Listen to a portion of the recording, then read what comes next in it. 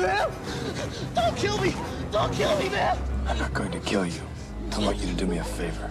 I want you to tell all your friends about me. What are you? I'm Batman.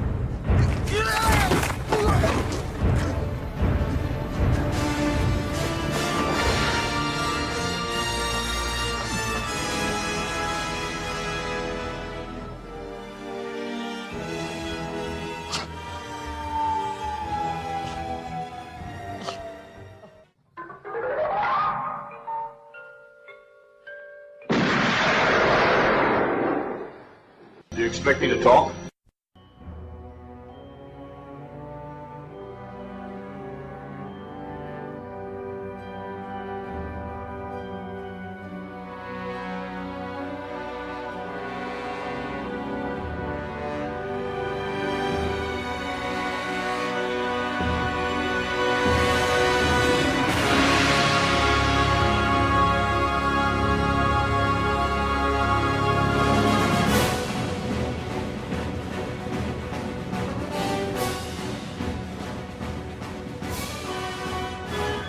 Hello everybody and welcome to episode 77 of Do You Expect Us to Talk? I'm your host Becca and joining me as always is Dave Bond and Chris Burnt. How are you? Hello Bat fans. Good evening folks. See, I was going to open with hello Bat fans, but then I would go into hey Rat fans. So yeah, if you don't remember Rolling Rat from the 1980s, 1990s, then nuts to you. Yeah. If you're in America and had no way to see it, fuck off! If you weren't in the UK during your childhood, then, well, anyway, moving on. This time, we begin our descent into the Batcave with our amazing review of Batman, aka Batman 1989. Yeah, no, okay, now we have to give an amazing review now. I never felt so much pressure. Our amazing review of what you think it's alright. Brilliant! Yeah. Although this movie was very dark, also visually and also thematically. But it's a bit of amongst the kind of Batfan community. I know some people claim it as a kind of Marmite movie a little bit. Some think it is the most important Batman movie of, certainly before Nolan. And others are like, well, ridiculous, and a lot of Burton bashing. But we'll find out which camp we sit in. Yeah, it should be interesting. Cause it was a huge film at the time. I remember it clearly when I was at school, and it was like the film.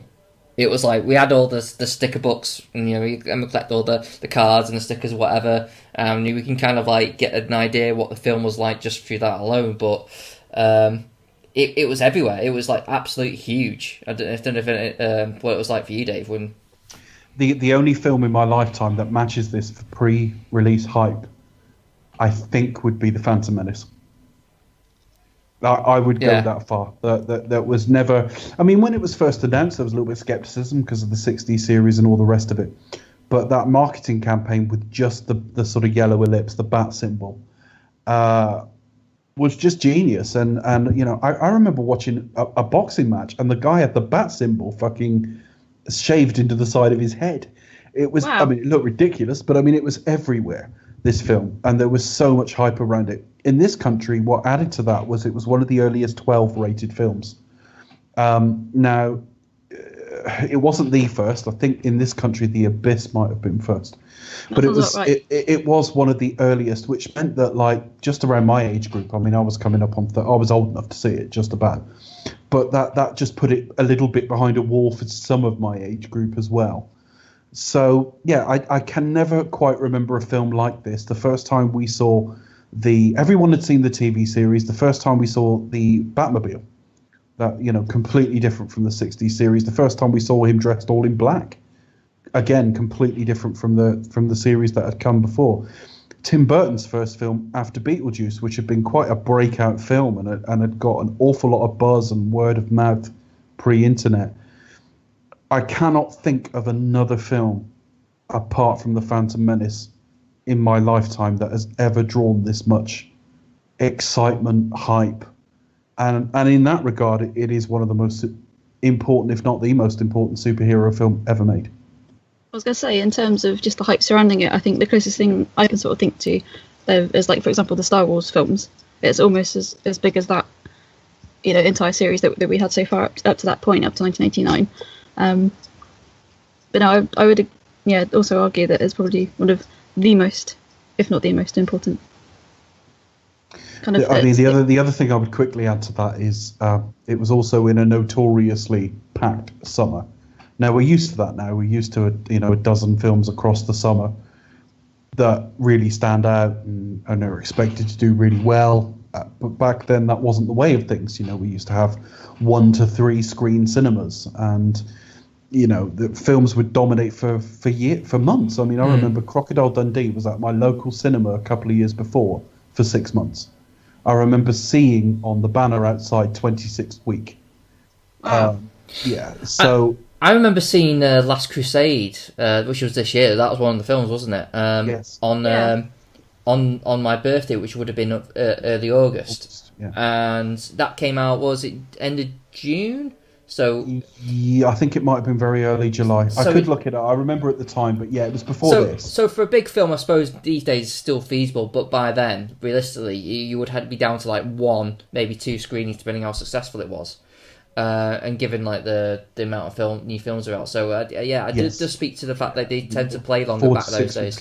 Yeah, they did, but I mean, they just didn't have the room for the number of releases. Now, admittedly, if you live in a region where there's a 15, 20 screen cinema, 12 screen cinema, whatever it might be, yes, some of these films are showing on several of them, but trust me, there are more options than you would have got in the 80s.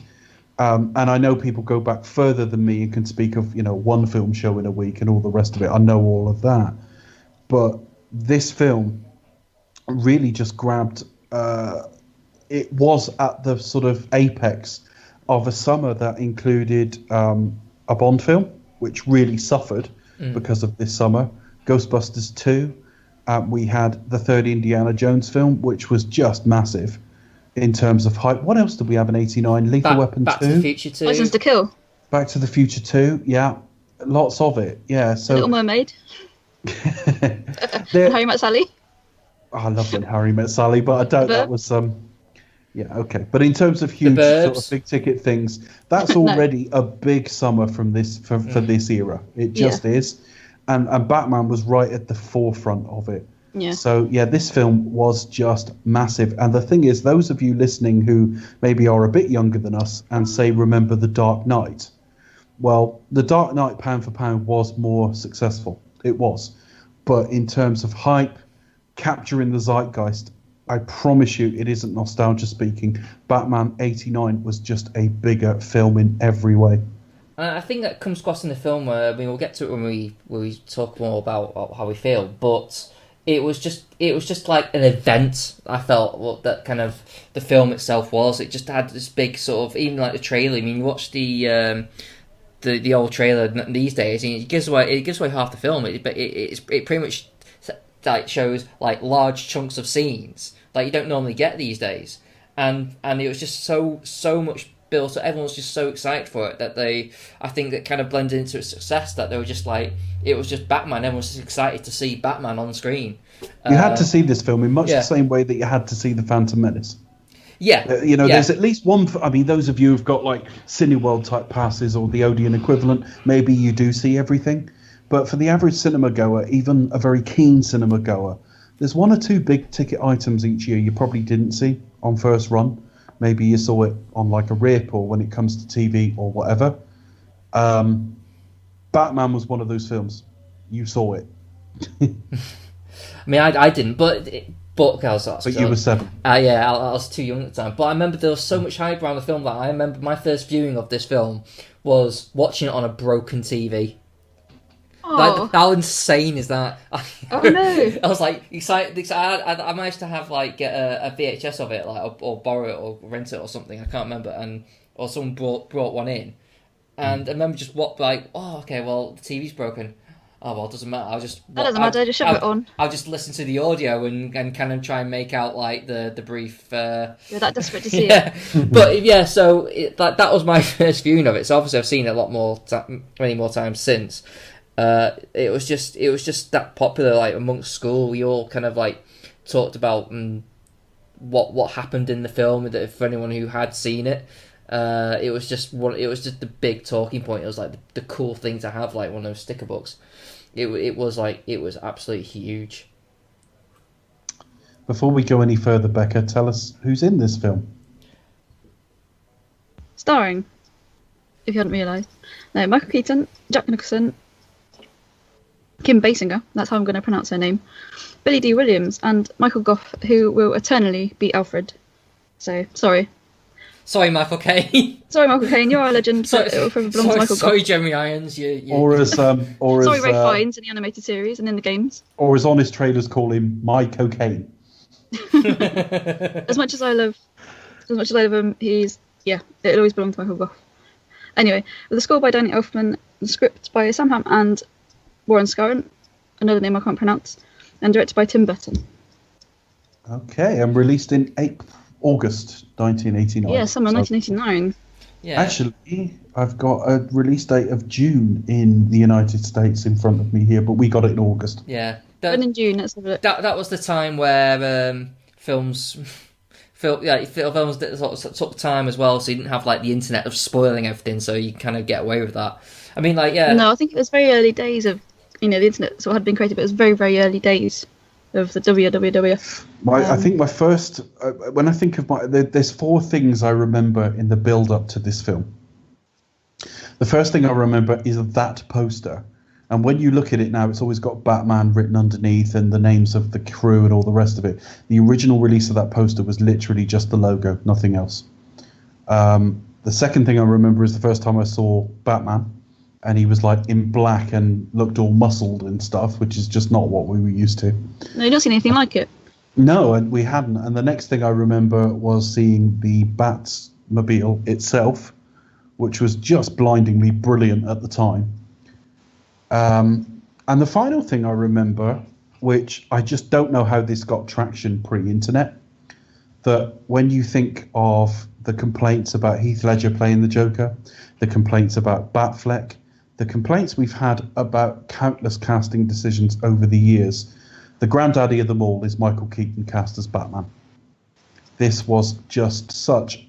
I do wonder if this would have damaged the film if it were now. Because it was Michael Keaton now playing Batman? That probably wouldn't happen now. It was just, but you know what I mean. That the reaction to it was just. He was best known for like comedic comedy. actor, wasn't he? So yeah. And this is like his first quote unquote serious. Yeah, and it was just, what are you doing? Now, of course, that didn't have the internet to get traction. I don't join in any of that stuff now. When it's like, oh, they've cast him. That's fucking bollocks. Well, I never do any of that now because I've been proved wrong too many times. I never joined in, actually. I don't ever remember having an opinion on Keaton. But every time I've thought, yeah, that might not work, I don't know. Largely speaking, more often than not, we're proven that, yeah, that actually they were right. They knew what they were doing. But Michael Keaton was a hugely controversial decision. Yeah, I mean, obviously I'm too young to remember that. That being a thing, but I can only sort of imagine it being in retrospect from what he did previously. And I think just go back on those things. I'm kind of with you. I can take a more let's just see approach, because I mean, like, for a more recent example, I mean, maybe not to that degree. I mean, personally, the person who they cast for the Han Solo, I'm like, I really don't see that him as good as actor he is as a young Harrison Ford. I just do not see it. And the internet will be full of pictures of somebody who looks a bit more like Harrison Ford did at that age. Probably, but then point, really. But then again, I don't know. He could be great in the role. You know, I could be like, oh my god, that's what they're doing. All that. Well, we've lived through Daniel Craig. Yeah. We've lived through. People who don't look like Ian Fleming's description of Bond. We've lived through loads of this over the years now. And everyone's got an opinion. And I love the fact that the internet opens up the opportunity for people to have this discuss. But it has polarized the world a lot more now, that opinions are absolute. And the fact is, I probably, knowing what I know now of Michael Keaton as an actor and everything else, how do you put me back in 1989 at the age I am now? I think I'd have been skeptical too. But this film, of any problems this film have, Michael Keaton's not really one of them. No, he's not. I mean, he's actually rather good in this, really. I mean, I generally think the people who are in this are pretty good. I think that's not where the problems are. For people who actually know me and my opinions on stuff, it usually comes down to story, and not much has changed here. I think the problems that lie in this film is down to the script, and how a little bit unfulfilling it is in general. But in terms of everything else, in terms of set design, it looks awesome. Even today, it looks like a comic book. I think maybe some of the action maybe is a little bit okay.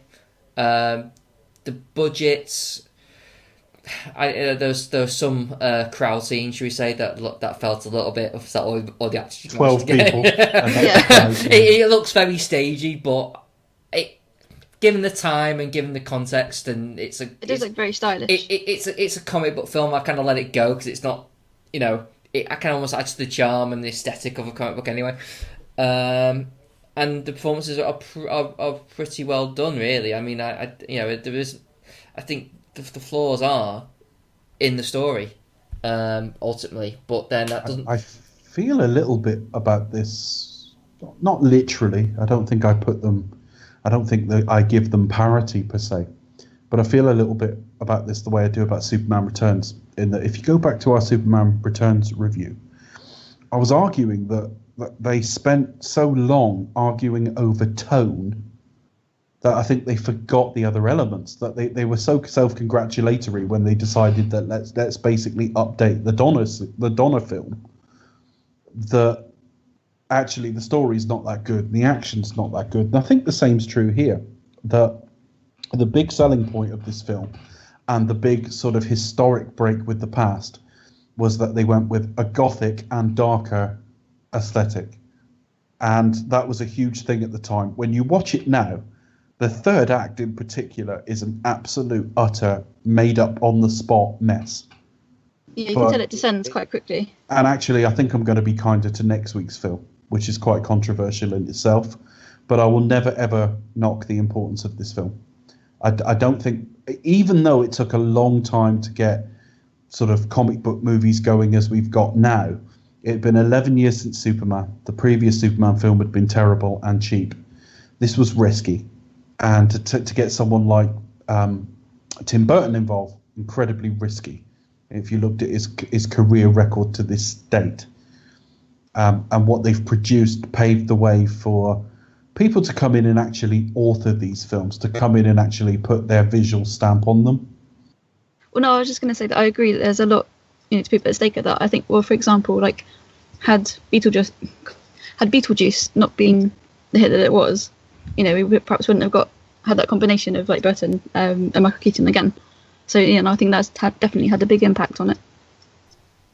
So yeah, so do you where do you stand on the Batmans generally? Are you a Keaton person, Becca, or are you a Bale or Batfleck? Or George? Or West? Or West? Yeah, well, yeah. Or Velcro. Are you a Val gal? Or do you stand with Gorgeous George?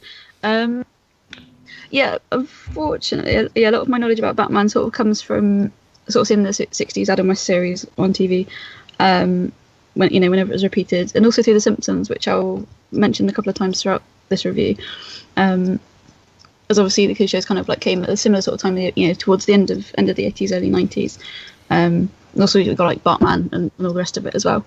But yeah, the films I obviously remember seeing at the cinema were obviously Batman Forever, Batman and Robin, and obviously all the Nolan Batman films. And that's my kind of entrance to it, really, through like, unfortunately, like George Clooney and Val Kilmer. And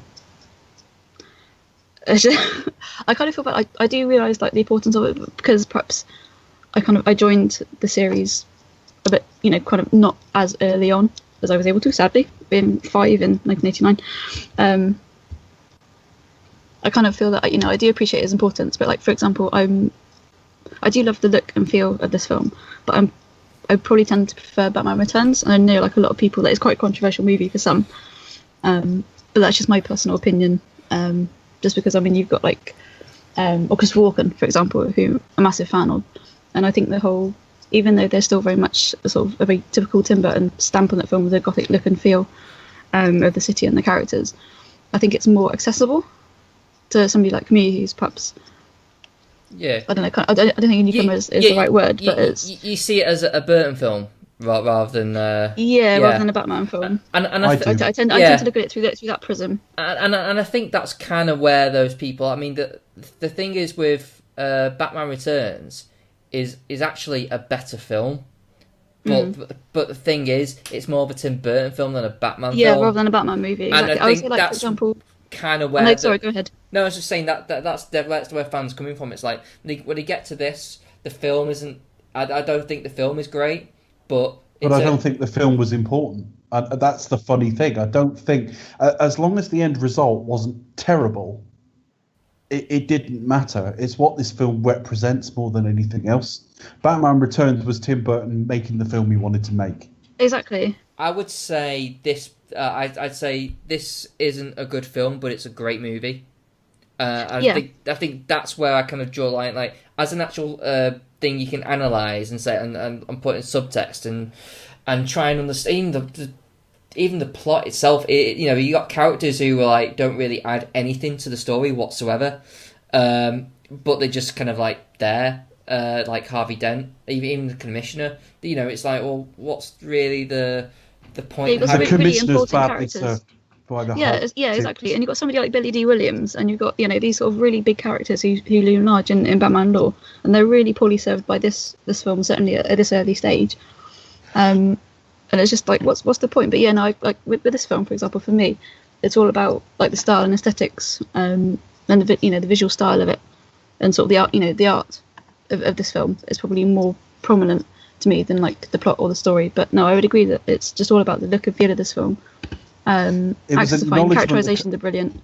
It was an acknowledgement as well that comic books had changed. Now, I'm not a comic book expert, so there'll be particularly Batman fans and comic book fans in general who listen to this who probably shake their head at our lack of knowledge. But I think back in '86 you had the Man of Steel, John Byrne series, which kind of rebooted Superman's origins and downpowered him a bit. But also around that time, you had The Dark Knight Returns, which is the Frank Miller comic book, which I genuinely think is the most overrated comic book I've ever seen. It's far from my favourite Batman, but it got a 55-year-old Batman, I think he was at that stage, coming out of retirement, almost having an internal monologue with him beforehand, with Batman in his head beforehand, and being this nasty, vengeful, dark character. But Frank Miller did all the artwork himself, and it's awful. And I just think, that there's dark, and there's just giving us an anti-hero to a degree that we can't identify with him at all. It's typical Frank Miller, to be honest with you, just not likable and a misanthropic view of the entire world. But it was vitally important. It gave us a darker take, or rather, it popularized a darker take. I think that darker take had existed. But you didn't have like Batman and Robin on the moon fighting somebody. You had a real dark, serious story with conflict and a central character in Batman who was conflicted and pained and never found any degree of peace. And this film does reflect a lot of that. Now, I don't think Tim Burton was a comic book guy particularly, but it was important to get some of that on the big screen, because all of us in 1988 would have thought as Batman as Adam West, unless we were seriously into the comic books. Mm-hmm. Yeah, I mean, there was all sorts of people like put for them on. If you look on IMDb, it says things like Bill Murray and Mel Gibson. I know someone. I know a certain someone was offered the role and turned it down, and it blows my mind. Right. Well, you actually personally knew someone? No. Yeah. What made you talk? He said no. He said, I prefer working at the car wreckers.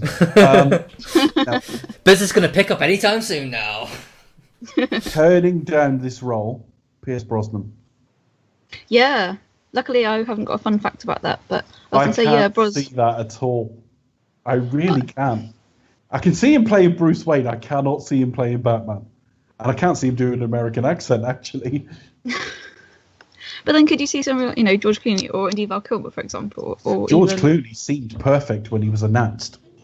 I was Or quite even like happy. Ben Affleck, for example. It's Yeah, see, when we get to the DC universe, which post Wonder Woman we will, I think that's now earned its chance. I actually was one of the few defending Ben Affleck. I actually thought he was fucking perfect as a choice. We'll talk about how he did in the role in quite a long time. It's going to be a long time before we get to the DC universe, but we will talk about it one day. There is a sneak peek of that opinion if you want to go on my podcast we did like a year ago. Yes, we discussed Batman versus Superman. My opinion has changed very slightly, not on the film, but on him. Not necessarily particularly positive or negative, just a little bit more nuanced, but certainly I was very pro most of the actors they've cast for this over the years. The end result has often been terrible, but I mean, Clooney was bloody awful in the role. But when they named him post From Dusk Till Dawn, I thought, yeah, I could see that. I think that's what it's literally off the back of that, wasn't it? Rather than it was someone at merits. DC got a still of him in From Dusk Till Dawn and Thought, drew he'll it do. down on him and went, look at that. They were like, perfect. Yeah.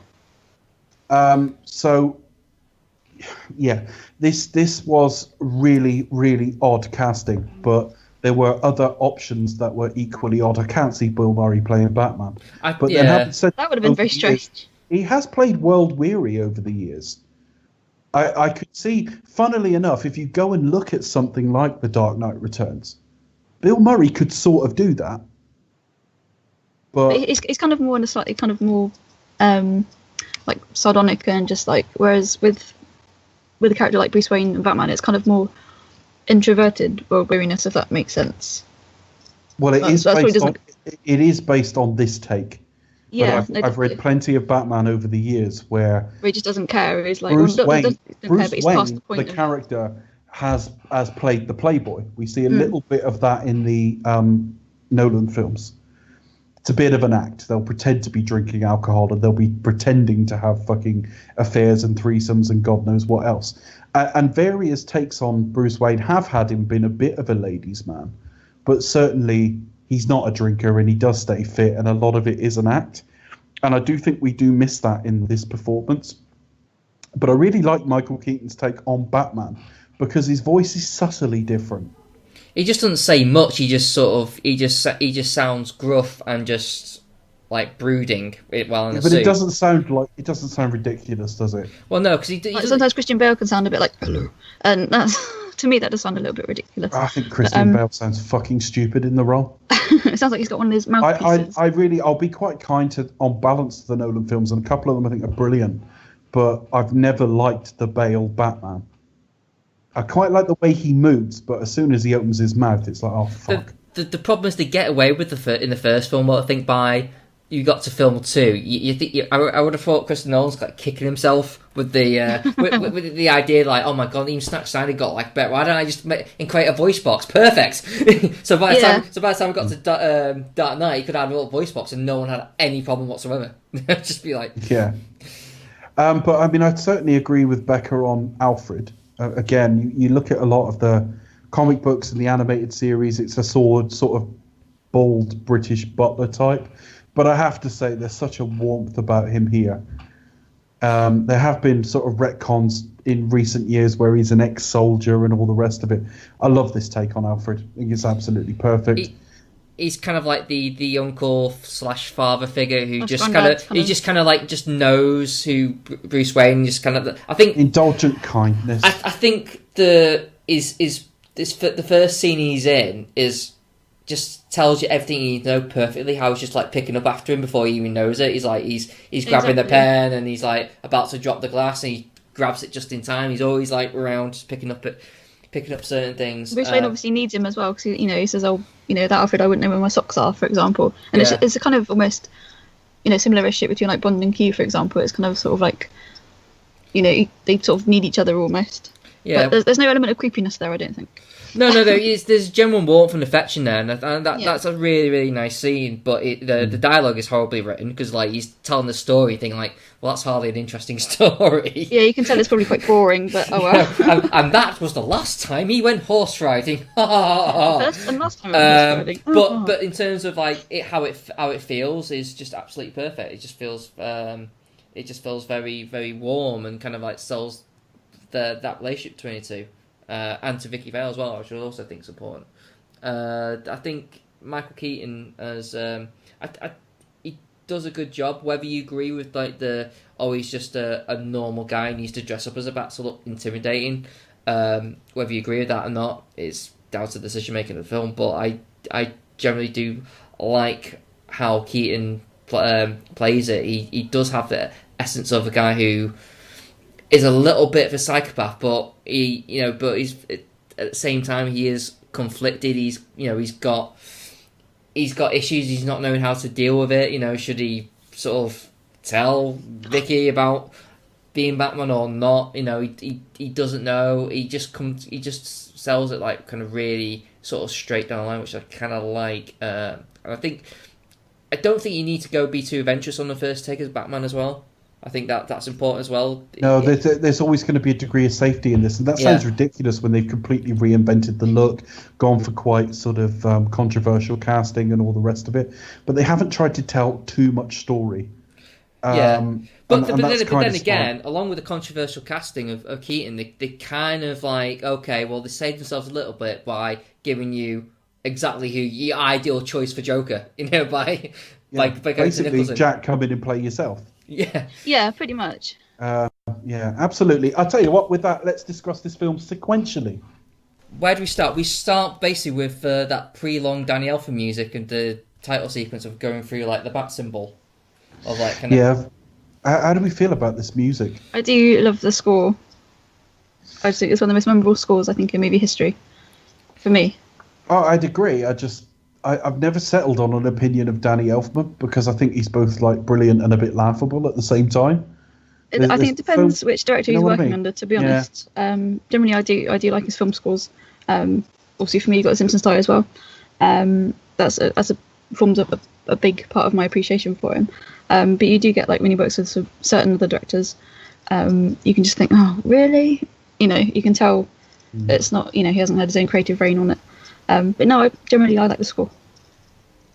Yeah, I mean, it is iconic, and also it kind of like echoes back into the animated TV series, which I think a lot. It was used from this, It was taken from this, and a lot of like, to many seems as probably like the best take on Batman. Really is, and then also the aesthetic of Gotham as well. From Burton's universe. I mean it does its job. It's a really good score. I mean, I agree with you, Dave. There are moments in this score where you can sort of like, it's clearly Danny Elfman, and it just feels a little bit, okay, this doesn't feel like it belongs here. But then when he's doing like the typical sort of fanfare stuff, it works really well. One of the orchestrators of the score went on to actually do the animated series, Shirley Walker. She's dead now, died in her very early 60s, about 10, 12 years ago. So that's quite iconic, and it's based on this. It is the Batman theme. It really is. But suck on that, Hans Zimmer, with your weird sounds that doesn't have an actual theme. Well, there is a bit of the Dark Knight score that's certainly the Batman from that era, but yeah, I do like those scores, but certainly bit like the Williams Superman theme. You've got this for Batman. Yeah, this came first almost, and I think also the TV series kind of helped that as well. I mean, TV series premiered about 3 years afterwards, I think. I do wonder though, like, when someone mentions Batman, what's the key bit of music that comes to your head? And to be honest with you, it is the Adam West one. It is the which is depends who you are. There would be a case for this one, certainly. I think, for example, if you were to put the Adam West series theme on top of this film, they wouldn't go together. It'd be a kind of visual and oral mishmash for me. I would just be like, just have power every time he kicks or punches someone. Or, you just think, no, not really. Or just like a bubble coming up with "can't fucking move" written in it. Shit, this rubber's. Or imagine tight. you go into the Batcave and there's massive sprays of shark repellent spray, and clearly labelled machines telling you what each thing does. We start with a bit of a fake out, don't we? Did any of you think we might be seeing the murder of his parents? Yes, no, it's very cleverly done, I think. Also, I just wonder if there's probably a couple minutes into the scene. There's a shot from very high above. Just a little offshoot. One thing I do like is the use of camera angles in this film. You get very lots of sort of heaven and hell kind of shots from like God perspective and hell perspective. I guess I can't think what the technical term is. And a lot of other Dutch shots as well before its time. But yeah, early on in the scene, I think you see what you think is going to be the murder of his parents. And there's, who I'm guessing is Batman, kind of just literally comes out and then goes back in again, and you see a flutter of a cape. And I wonder if it looks animated a little bit. It is. I mean, to me, it looks clearly as. I mean, I've not heard the filmmakers talk about it, but to me, yeah, it just like that doesn't look real. No, that really jumped out. I mean, it's not a bad thing. I mean, for me, there are other aspects of animation in this film as well, and just being an animation nerd in general. It stood out a little bit. I was like, okay, I'd never noticed that before. It does make you wonder, was that a conscientious choice, or was that oh shit? Which is the budgetary constraints. We'll just draw it on. Yeah, we'll just draw it on quickly. The Gotham City designed by Anton Furst actually killed himself between this and the second film. And the second film ends up looking quite different. I do love the design. It's basically one street, and it's one street at sort of Pinewood, I think, where they filmed it. So there are budgetary limitations. Really, but they're coming out of the Monarch Theatre. They are effectively where the whole Crime Alley thing happened. Always wondered about Crime Alley. Was it called Crime Alley colloquially or actually? And was it named that before or after? Because frankly, if I was taking my 10-year-old boy from the cinema, not sure I'd wander down Crime Alley. You wouldn't want to go down Crime Alley, would you? I mean, no. to be fair, the guy does seem like a bit of an idiot. He's a twat, isn't he? Oh, well, he looks like he's never been to a city. Yes. Yeah. It's like, well, clearly he's lost, so that's probably that sort of element of like out of town folk. There's the element there is like kind of like, oh, go get a taxi, well, look at the map, and they just look very kind of. Put that away. We look like tourists. Yeah, kind of thing. It's like, well, they probably are. Yeah, I mean, you just think, okay, well, you're a fucking idiot, but obviously, they get mugged, and it is given away because they do name each other, and it's clearly not Thomas, Martha, and Bruce. No. Martha! But for a few moments... Hang on, we've both got mums! Called Martha. Yeah. But what I kind of liked about the muggers, they all look really ill-looking and scabby and kind of... They really do. They look... Actually, they I thought about it tonight, actually, it looks a bit like drug withdrawal, doesn't it? Yeah, I mean, I don't think the film really wants to go that deep into it, but it obviously they live in that kind of like they look like homeless people, and to clean water, good food, things like that. You're probably going to look a bit like that. Yeah, probably. And it's probably sort of like representative of like how grim Gotham is as a city and how like bad the crime is. So you have like the streets are just filled with these sort of characters. So the streets are decaying, the people are decaying. Yeah, but it's like the down to the aesthetic as well. Like the way people are dressed, it's almost like the first Superman film as well. Everyone's like dressed in that kind of classic 50s kind of. Yeah, you can't really place the era. I mean, if you'd seen this film, say for example, you'd not seen this film before, you probably would think it would be the Bruce Wayne Batman origin story. The film stock would tell me roughly it was shot in the 80s. There's something about it that tells me it's shot in the 80s. Yeah. But they're in a lot of sort of 1940s style clothing. But then you've got that hooker in red. But you've got modern technology as well, so it is kind of timeless. I like it. I do like it. Yeah, you've got the blend of kind of eras, but yeah, it does give it a sort of timeless quality. I agree. Yeah, it just adds that comic book feel, doesn't it?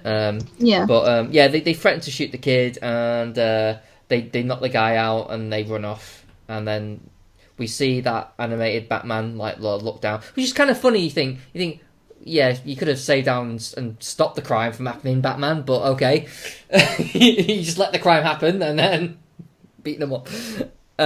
So they're there like talking about like, well, I think the film does well, and I think that worked into the hype of the film as well. In terms of like how it plays it as an experience. They kind of like sort of talking about like the the bat as like the myth. You know, it's like, oh, there's this like, creature at night that's sort of like that's been attacking criminals and kind of like almost like the boogeyman. And you see him come down, which you see now, and you see sort of Batman sort of like come down on his cape, and it isn't a very aesthetically pleasing shot, but you can kind of imagine at that time, like audiences will be going wild over that. Yeah, it's kind of done very subtly, isn't it? I mean, it's not like very ostentatious, but you can just imagine at the time being like, oh my god, you know. Yeah, it'd be like, oh my god, there's Batman. It would have been that kind of thing. So basically he turns up and he beats him up really, but he gets shot first to kind of add to that kind of myth of, oh my god, he bullets bounce off him kind of thing. Yeah. Which I don't know if that's actually indestructible. I don't know if that's like Bruce Wayne basically going like, yeah, come on, shoot me, go on, it'll be great. You can tell people. So all that rubber that he wears. Yeah. Deflects bullets. And so he can't turn his head, and he has to kind of bend backwards to look up. No, but but then he kicks one of them and sort of picks one up and says like, what do you tell your friends about me? I'm Batman. That's so cool when he says I'm Batman. I'm like, oh, I'm kinky. That was pretty much it. Do that again, and I'll have it as my ringtone. All right.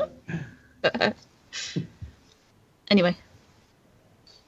You want me saying I'm kinky as your ringtone? Fair enough. Whenever I get a notification from you, it'll go. It'll make that message. All right. Anyway, moving on. So the next scene is probably one of the most pointless characters introduced in the film, Harvey Dent. It's basically a press conference of Billy. Is it Billy Dee Williams? Billy Dee Williams. Yeah. Which would have been where he explains that as a district attorney, he's not fond of crime, which is a controversial view. Nobody's ever heard of that before. He had such a controversial position. Yeah. But I don't know why have somebody of that stature in this role, and you see him on because screen he was going to be Two-Face, wasn't he? Well, I know he was, but he just think, oh. And then they decided, that, he's black. So screw that. No, but he was in the animated Lego Batman movie, didn't he? He popped up. There's a voice actor in that, so that was good. I guess. I mean, the thing is, I think like I was going back to criticising the film's script. Really, I think they had loads of ideas for this film. And I think there was probably something more feasible in the script with it in terms of like what they were going to do, and but I think you can kind of see that the story is very bare bones. Well, a bit like Superman Returns, there've been countless scripts over the years. I mean, Tom Mankiewicz wrote one as early as 1983. Yeah. So yeah. Did it have giant spiders in it? No, it didn't have giant spiders in it. No. I think it did have Robin in it. But anyway. Yeah, it was going to be one of the Waynes, wasn't it? The Waynes, yeah. Which would have been the chance for the book. Which I was thinking about this as well, and was it about last year? Tim Burton got a bit of flack for kind of basically being accused of being racist and not harming black people in his films. Well, he hired two black actors, or at least hired one and was wanting to cast another one in two predominantly white roles in his early career. So I just thought that was kind of like amusing kind of thing to point out, really. I don't think there's any particular racism in this film, but obviously later down the line, Harvey Dent is recast with a white man. Yeah. But that's for another week. Yeah, and not directed by Tim Burton. So. And not directed by Tim Burton. And again, you can't, whatever you think of those films, you can't blame a director coming in and making his own choices. No, particularly when there's a different man playing Batman. Well, let's face it, Tommy Lee Jones is probably a more famous guy to sort of cast, at that time, because of what's Billy Dee Williams done since Star Wars? Not much. I mean, he was in Batman. That was quite a big Batman. I know. I guess. But anyway, yeah. So we get introduced to him, and he's the new district. Like crime's bad. Crime's bad, yo. And I've got a cigar. Must bird him cry. Murder's wrong. Bird's crying. Okay. And then we get introduced to Jack. Funny enough, played by Jack Nicholson. Yeah. I think they kind of give him a bit of a backstory here, because I think, as far as I know, like with the comics, you don't with the Joker, you don't really know that much about him. There are versions of a backstory for the Joker, but they're not reliable because he tends to be narrating them himself. Fair enough. It's hinted at in The Dark Knight. Do you want to know how I get these scars? He tells the story differently. Yeah, obviously, I know time. that aspect of it. It was off the Killing Joke. Chris has just named it. If you want a possible backstory for him, go and read The Killing Joke. Yeah, that's where it came from. But I think that was sort of deemed quite, too dark and perhaps not fitting for this particular film, I think. But he kind of has a a real name, I guess. I don't know. Well, he's called Jack Napier in this. Yeah, which is kind of just a bit of a holding because it's based on there's a sort of jackanapes, old English word sort of thing. Well, I always took that as his real name here. That's what the guy's called. That's his character's name, yeah. And he works with Jack Palance's character. Yeah, it's a funny old thing. The whole, I think that's the one thing the fans object to the most when it comes to this film is he gave Joker He gave him a backstory, and not only that, when you get to Batman Begins, people are like, well, that's not right. The Joker killed his parents. And it's like, no, that was just Tim Burton's idea for this film. Yeah. And I guess, I don't have a problem in terms of hindsight. It's just kind of settled in my psyche that it happened in this film. So I'm not too precious about it, even though I kind of like things to be kept traditional. But you can let it slide. Yeah, I guess for the purpose of the film, it's kind of in terms of general movie going audience as well at that time. But you do get a sense that if you're going to do Batman, you think, well, he's avenged the death of his parents, he might as well just give up now.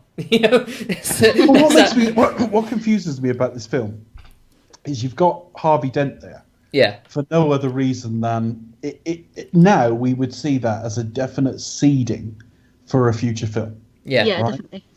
But you kill. Spoiler alert, folks. They kill off the Joker in the first film, which you think, well, as cinematic universes would go, that doesn't work. So I don't think back then they were. I think they probably had their eyes on sequels, but this series just goes for lesser and lesser villains each time. I think the film landscape has changed in the last sort of 20, 30 years as well. Now big films like that are going to be sort of tentpole pictures, really, aren't they? Whereas perhaps not so much, or with the sort of less emphasis. So 80s, early 90s, for example.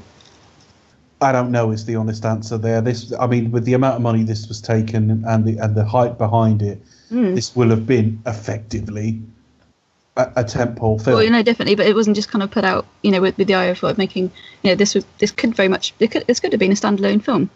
Yes. Yeah. Oh, yeah. Easily. Definitely. Yeah. Yeah. Yeah. So that's kind of what I mean. So I know in terms of just being made so that you we didn't make get money. a sequence where Alfred sat down and watched a load of trailers for future films on YouTube. A bit like Batman Superman. Oh no, but you know what I mean. Yeah. But yeah, there's a bit of the Red Hood and the Killing Joke in this. Yeah, definitely.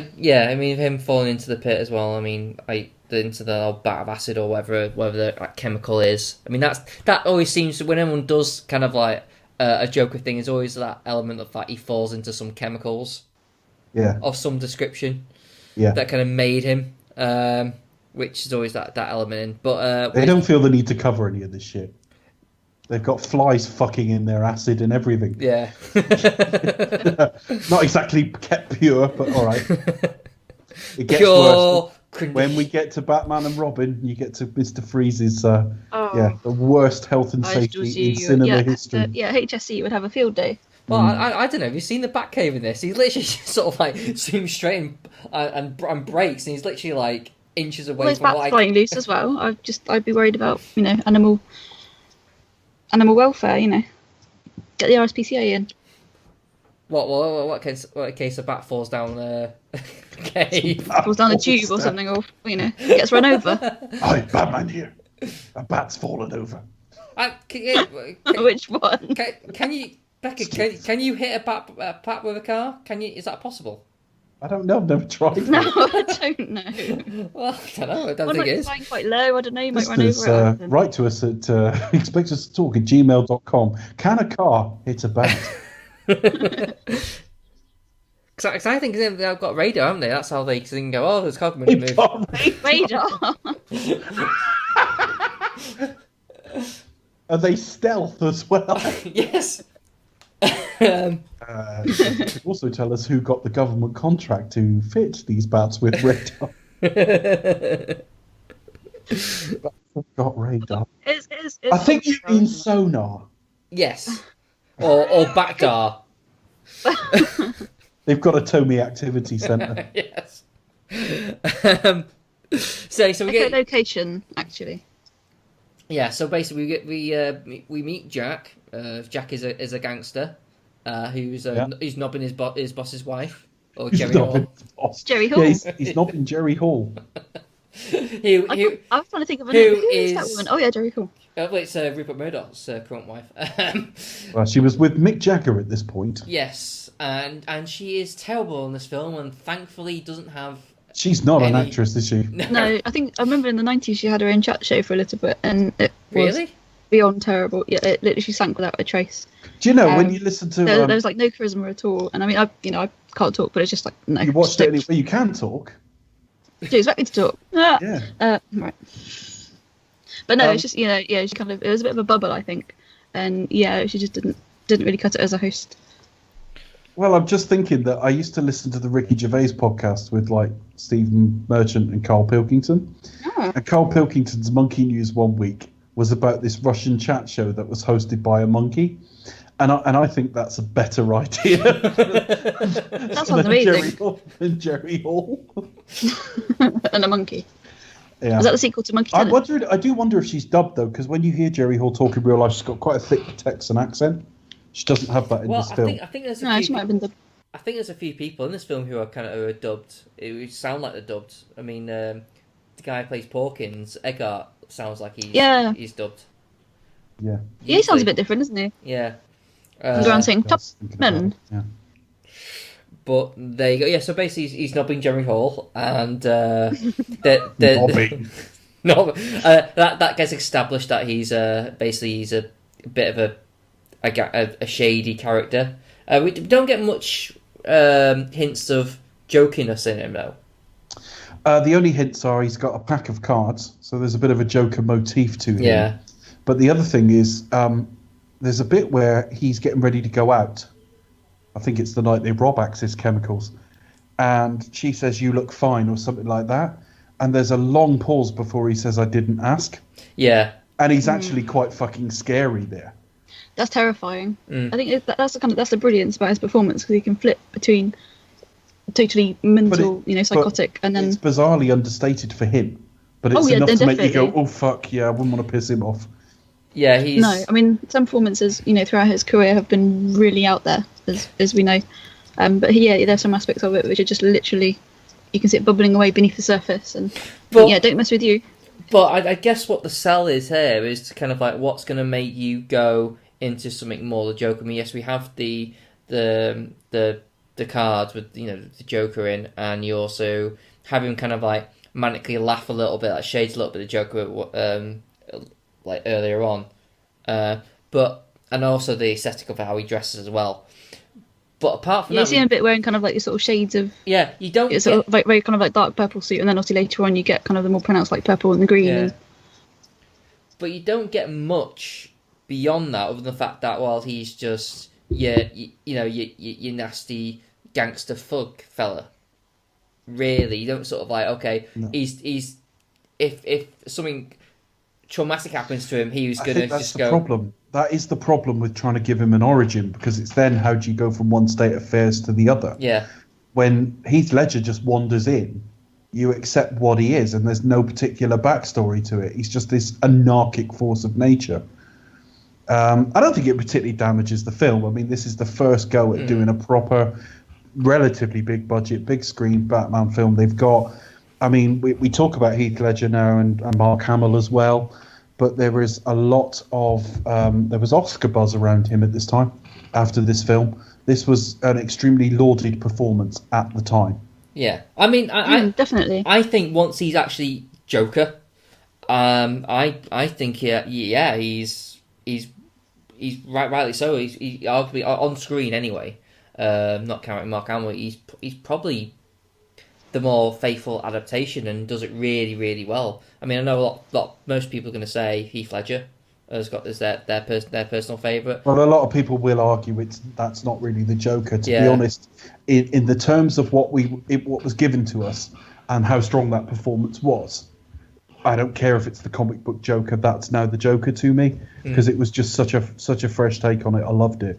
But yeah, I mean, I really enjoyed this at the time, and I thought I've always loved Jack Nicholson anyway. He had a really element, or what I kind of really like about Joker is the sheer randomness. Now, I think Heath Ledger had that kind of like, oh, I'll just do anything, but there's a real air of unpredictability to it. Well, yeah, I want to know who the Batman is. Now I don't kill him instead. Yeah. There is like an element of making everything just a joke, but really sick, sort of dark sensibility, like just shooting his favourite guy. I mean, we'll get to that later on, but just for the sake, so there's little elements about that works really, really well. But at this point, you've got I went to say Porkins. Eckhart is on basically the payroll of these gangsters. Yeah. So they are able They're all corrupt. to. Yeah. So basically, yeah. But yeah, he's kind of a bit of a double agent because he's being paid by Jack, but he's also being paid by Jack Palance's character. So he's able to. He's not really, because he's there working. Because the next scene we are there with Eckhart at the crime scene, where they're pulling up the two guys who sort of got beat up before, and we have not Steve Guttenberg. Come in not Steve Guttenberg as a reporter, kind of like doing. He's like the guy who's like he believes the whole bat theory, and if you're talking about Knox, yes, I fucking hate him in this film. He's a real smarmy sort of character. He reminds me of this is gonna no, I can't remember his name. Litlan's a character from Manhunter. That kind of real slimy, kind of obviously press and that kind of thing. Yes, I know what you mean. And just that kind of really, slimy, slick kind of journo character that you really don't like. But no, I think apparently his character was going to be killed off early, but I thought, no, we like him so much, we're going to let him live. Well, no, yes, because he can be in all the sequels. We know how that ended up. He was basically going to die at the parade bit, which... Yes, he was. He was going to be poisoned. He was, yeah. But but again, it's not a really well fleshed out character. He's just kind of there, and in certain he elements. just desperately wants to get into not Veronica Lake's pants. I mean, I guess he's there as like to kind of like as part of thing to push the story along. But again, I don't think the actual character story serves the characters well in this film, generally speaking. But anyway. So here we established that Eckhart, yes, he's on the payroll, and Jack has been sent by Grissom to pay him. They have a little like sort of Barney, like sort of like I take my orders from Grissom, not you. That's right. Yeah. So there's a little bit of conflict between the two, and they'll think about the future kind of thing, and and then aren't we at? Don't we? Yeah, don't we meet? Well, we get the party, don't we? No, we actually meet Vicky. We have. Oh, we do. Yeah, she's basically, you see her on like National Geographic and stuff. She's been sort of out in Africa taking photographs and stuff. So yeah. She's now come to Gotham because of reports of the bat, and she really likes bat. she likes bats. She loves bats. What do we think of Kim Basinger? Because originally this was going to be Basinger. Is that channeling Sean Connery there? Kim Basinger. Basinger. This was going to be what's her name? Sean Young. Sean Young, yes. Oh. Sean. You read some really fucking interesting things about Sean Young over the years. She was a bit fucking nuts, but she was cast in this film. Well, when she was in, I think it was The Boost with James Woods, she's superglued his penis to his leg. Ooh. And things like that. She's an absolute fruitcake. But anyway, she was cast in this film as Vicky Bale, and then she was riding a horse and fell off it and broke like her arm or a hip or something like that. So she was out of it, and they recast it with Kim Basinger just really, really late in the day. Yeah. But then when it came to Batman Returns, she was like turning up fully dressed as Catwoman and things like that, begging to be cast. Yeah. She's absolutely nuts. And she appears in the special features for this film, which I just find odd. Like nearly about 20 years later at the time, she sat in front of the bat symbol doing an interview for a film she wasn't fucking in. But there you go. But yeah, it was meant to be Sean Young. I think at the time, because I didn't know the Batman character very well, I thought she was like his Lois Lane, which time has proven not actually to be the case. She's just one of many. I don't have any grip. One of many in a few. I mean, it's only really Catwoman is the mainstay one, really, isn't it? But over the years, Batman's been romantically linked with a lot of people. I mean, he had a kid with Talia al Ghul in the comic books. So yeah, I think she's all right. I think, yeah. I mean, at the time, I had no strong opinions. I watched her tonight. I think they dressed her quite nicely. I think she was all right. That's about all I can say about it, really. Well, again, I think the story doesn't serve her well enough, but to be honest, I think Kim Basinger actually did a really good job. She looks confident, professional, smart, intelligent female lead, and she has, I don't know, she just has screen presence apart from looking, should we say, fit. Yeah, she's a fitty. Yeah. But See, I never thought that when I was younger, when I was like a teenager. Yeah, I don't know if it was post LA Confidential, but she's someone that I've gravitated more to as I've got older. I mean, she is very striking looking as well. So you think like it's not hard to imagine that like people would turn their heads like when she's walking past. Like who's? I tell you what, I say talk about how they dressed her when they stuck her in that beret. She looked really cute in that. I like that. Yeah. But yeah, she's. I think she does a really good job. I think it portrays her as someone who's not like who's not thick. She's smart. I mean, the only thing times when she lets her down where the film basically just uses her as a damsel in distress, and she's just there to kind of like do stuff on point.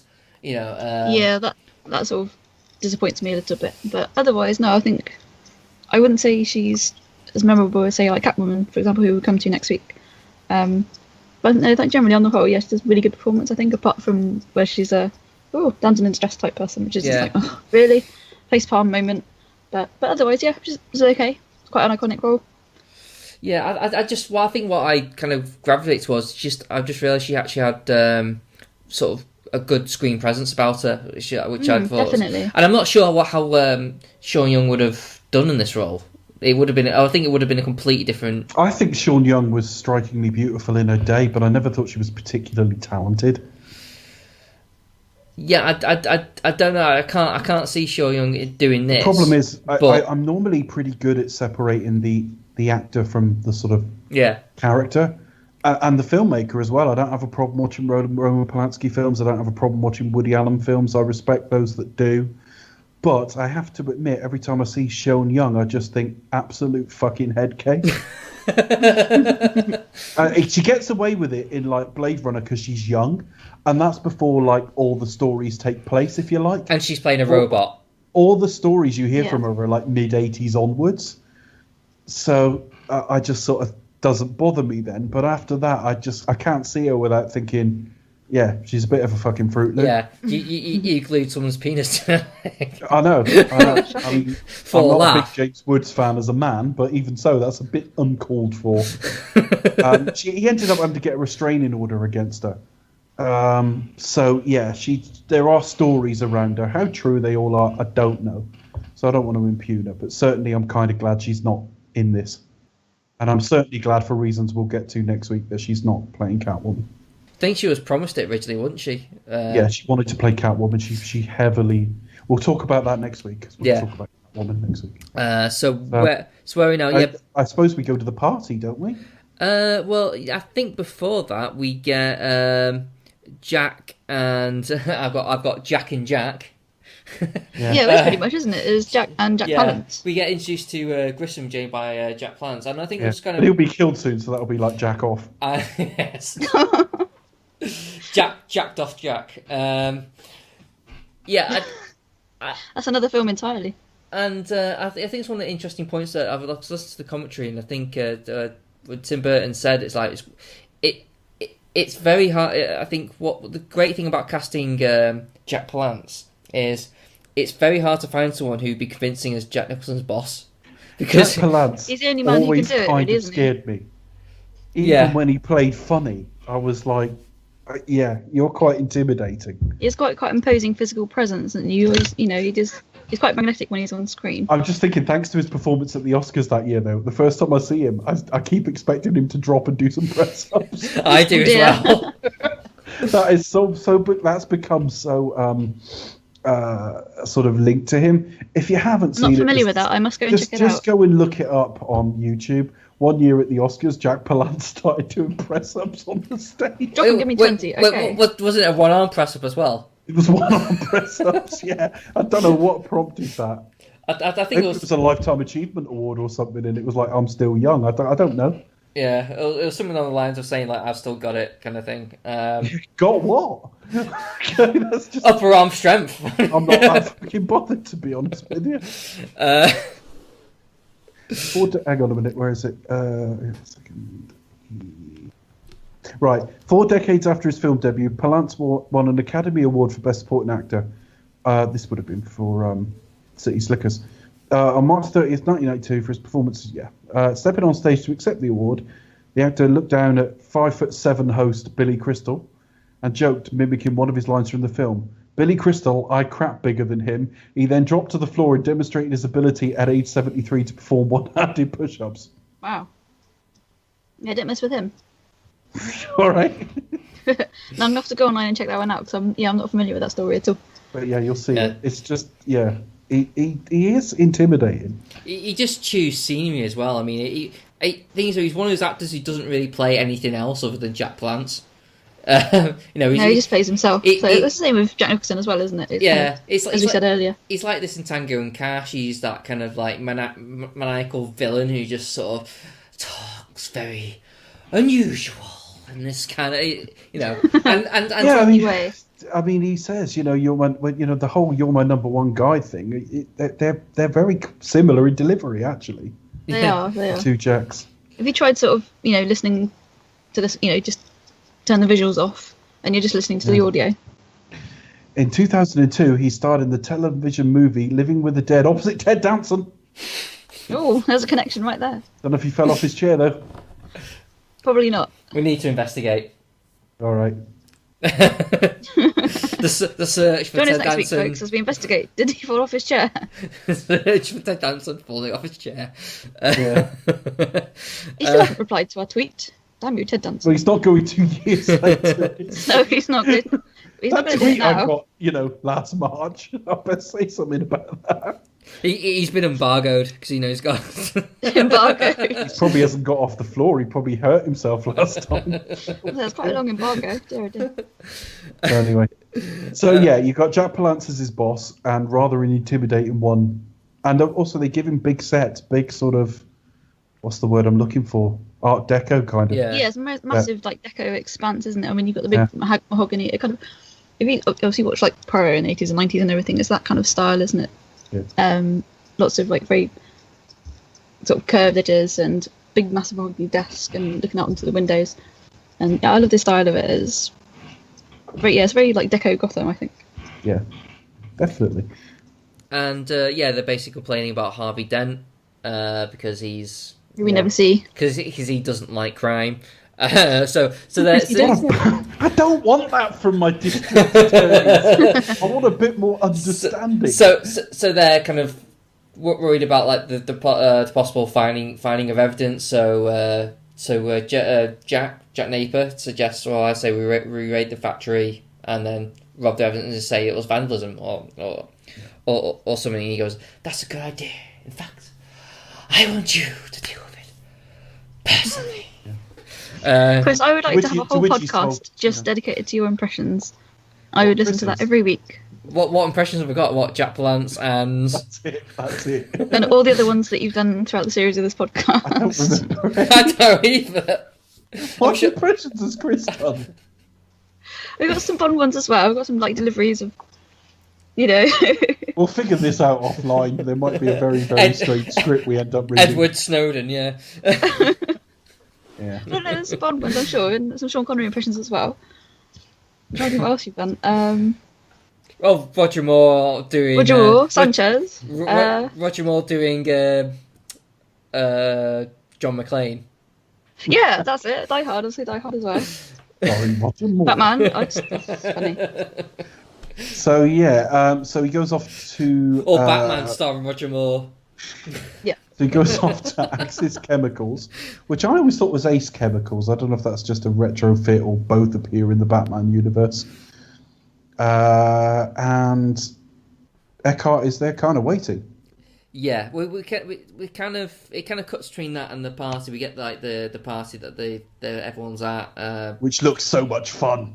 Yeah, it's basically just a big fun gambling party. hall, isn't it, with people drinking alcohol. They try and pack quite a large number of people into a teeny tiny room. Yeah, and what I kind of love how in this universe how Bruce Wayne isn't instantly recognisable. Seeing I know, the billionaire Bruce Wayne. Billionaire playboy. and the investigation that Vicky goes to like later on to discover his family was murdered, even though that's probably like the first thing will come up at the moment you do any research on him. Yeah, billionaire heir to the Wayne Empire after his parents were like tragically shot when he was. Yeah. Yeah. But anyway, I suppose in terms of storytelling, he kind of gets starstruck by her and doesn't say who he is, and yeah, they introduce each other as Bruce Wayne in like the weird room. And Knox wants a grant. Yeah. And which is meant to be funny. Yeah, I do kind of. Well, he does get a grant, doesn't he? He does. I mean, I do kind of like how unassuming Michael Keaton is in this. Yeah, I mean, it's a take on Bruce Wayne. I don't have a problem with it. It's okay. But through this, Alfred gets picks up the fact that Commissioner Gordon's just got wind of some news and is going. Yeah, there's CCTV at a perfect sort of film, shooting angle in colour. That's Commissioner Gordon being told that they've got a tip that there's a raid on Axis Chemicals, which basically they've got from Grissom. Yeah. Because this is all a setup. Because, as Del Boy would put it, he's been doinking his bird. He's knobbing his wife. But it kind of like makes you think, well, hang on, why are you still employing Eckhart? It's like, you know he's taking money from the mob. Like, why? Yeah, he's accepting backhanders. I think it's because he's in. I think because he's in tip-top condition. He's a top man. He's the peak of fitness, isn't he? He clearly is. Top man. Is he still around, that guy? No, he's dead. William. No, he died a while ago. Wonder why. Well, it may not be related to. Was he shot? We saw it. Oh yeah, okay. He died in 2005 at the age of 57. No, not very old. Of pancreatic cancer. Ouch. Yeah. Oh well, happy days. So he wasn't in Happy Days. No. Hey, mystery. Well, was he in Joni Loves Chatsy though? No, Chachi was in Joni. Okay. So obviously he's best known for this, Raiders of the Lost Ark, and probably Star Wars. Yeah, I would have thought. Loads of other things, some of it very well known, but those are the three things we all think of. Top men. Yeah. And Becca just thinks of top men and is contractually obliged to say it several times. I think that's my favourite of his lines. It always makes me laugh. I don't know why. I don't know why. I think Family Guy has a lot to do with it. Is it tap men? Top men. No, he did some audiobooks as well in the 90s as well. So that's kind of where I primarily know him from, outside of those big franchise films. So there's a bit of a shootout at Axis Chemicals. Yes. That's an epic shootout, isn't it? Oh, okay, we'll go as far as say epic. I think it's quite an epic shootout. Yeah, it's just like the end of Butch Cassidy and the Sundance Kid. It reminds me of the works of John Woo, where I... Well, probably that. The end of The Killer, which... Yeah, it only reminded me of the works of John Woo in that I went, ooh, that ain't very good. Aesthetically, really, in terms of like the look of it, the staging, the lighting, and the camera angles used as well. Yeah. Just had a strong impact. They look like they're in a Dulux factory. That's what the vats of chemicals look like paint. Was it liquid? It's like meant to be a chemical factory, but. We find that Batman is like, he's got all these sort of gas capsules and things like that to, shroud himself. Yeah. He can't move. He can kick and sort of raise his arms up, and that's about it. He can't sort of turn his head or anything like that. And fire his bat-meringue and people fall over. But he does the job. He ends up deflecting a shot back into sort of Napier's face. Not before just like hanging back while Napier just shoots Eckhart. Yeah, he watches a bit of murder first. That's a bit grim, isn't it? And as soon as he's finished his popcorn, he's right in there to sort it out. I wonder he doesn't attack anybody with these big points on his back car. I'd never realised those before, and I was like, how sharp are they? Oh my god. Well, it only really gets like pointed out in the Batman Begins, really, doesn't it? Yeah. I think it's just there for design. Beyond that, There's no kind of ergonomic reason behind it. It's just literally pointy ears. But they are quite sharp and pointed. I was like, oh, ouch! Don't fall on them. Okay. It's the ears I'm talking about, not anything else. Oh, okay. Anyway, I was going to say, isn't it before at this point where we see, because obviously Bob Kane was going to cameo in this film, but couldn't for various reasons. He did. He was in the film. He was the guy in the press office that hands not Steve Guttenberg. I didn't think that was him though, but because I thought the story went that he couldn't be in it, so instead he drew this picture of Batman and obviously Bender Bob Kane. But I didn't know that was actually him. Well, I thought it was anyway. Well, I might be wrong. I was doing some reading and apparently that's. I mean, Bat fans, get in touch with us. You can correct me if I'm wrong. But instead of having Bob Kane, you have his picture, his cartoon that he drew. Yeah, although most of the stuff we know about Batman is actually done by Bill Finger. Bob Kane was just very good at stealing all the credit. But there's a documentary about that at the moment, isn't there? I must see it. Well, I put fingering into into. I don't want to see that. Nothing about it. Honestly, he told me nothing about Batman. But did he work very closely with Bob Wank?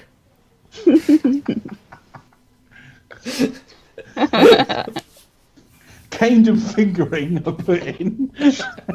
And nothing. So yeah, basically all that stuff happens.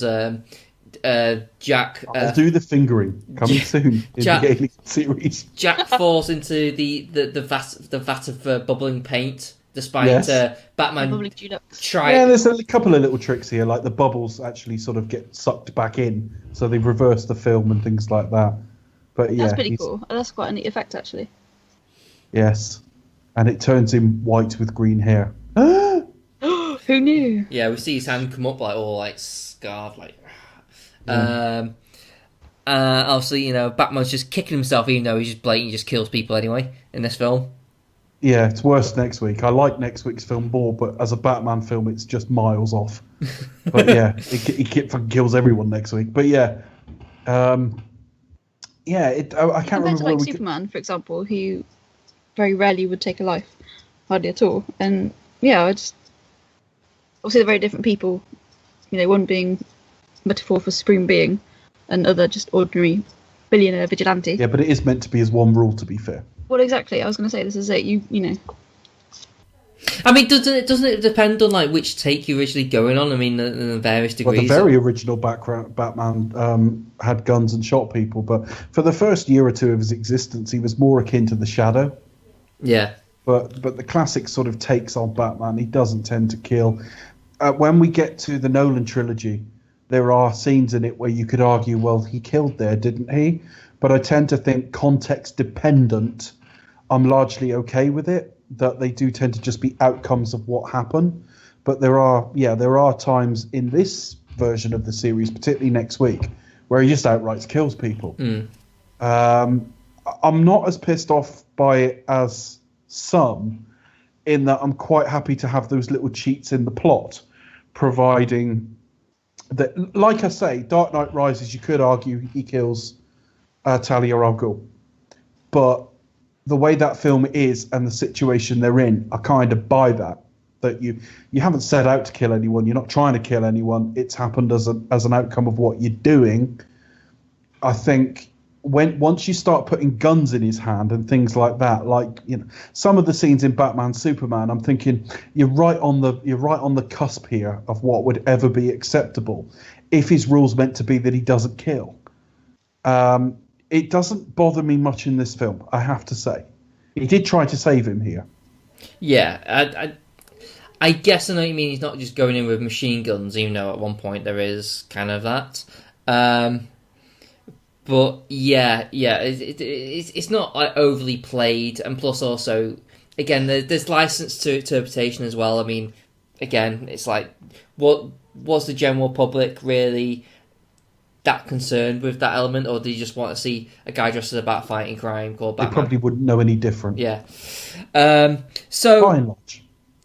So next we have Bruce and Vicky go on a date.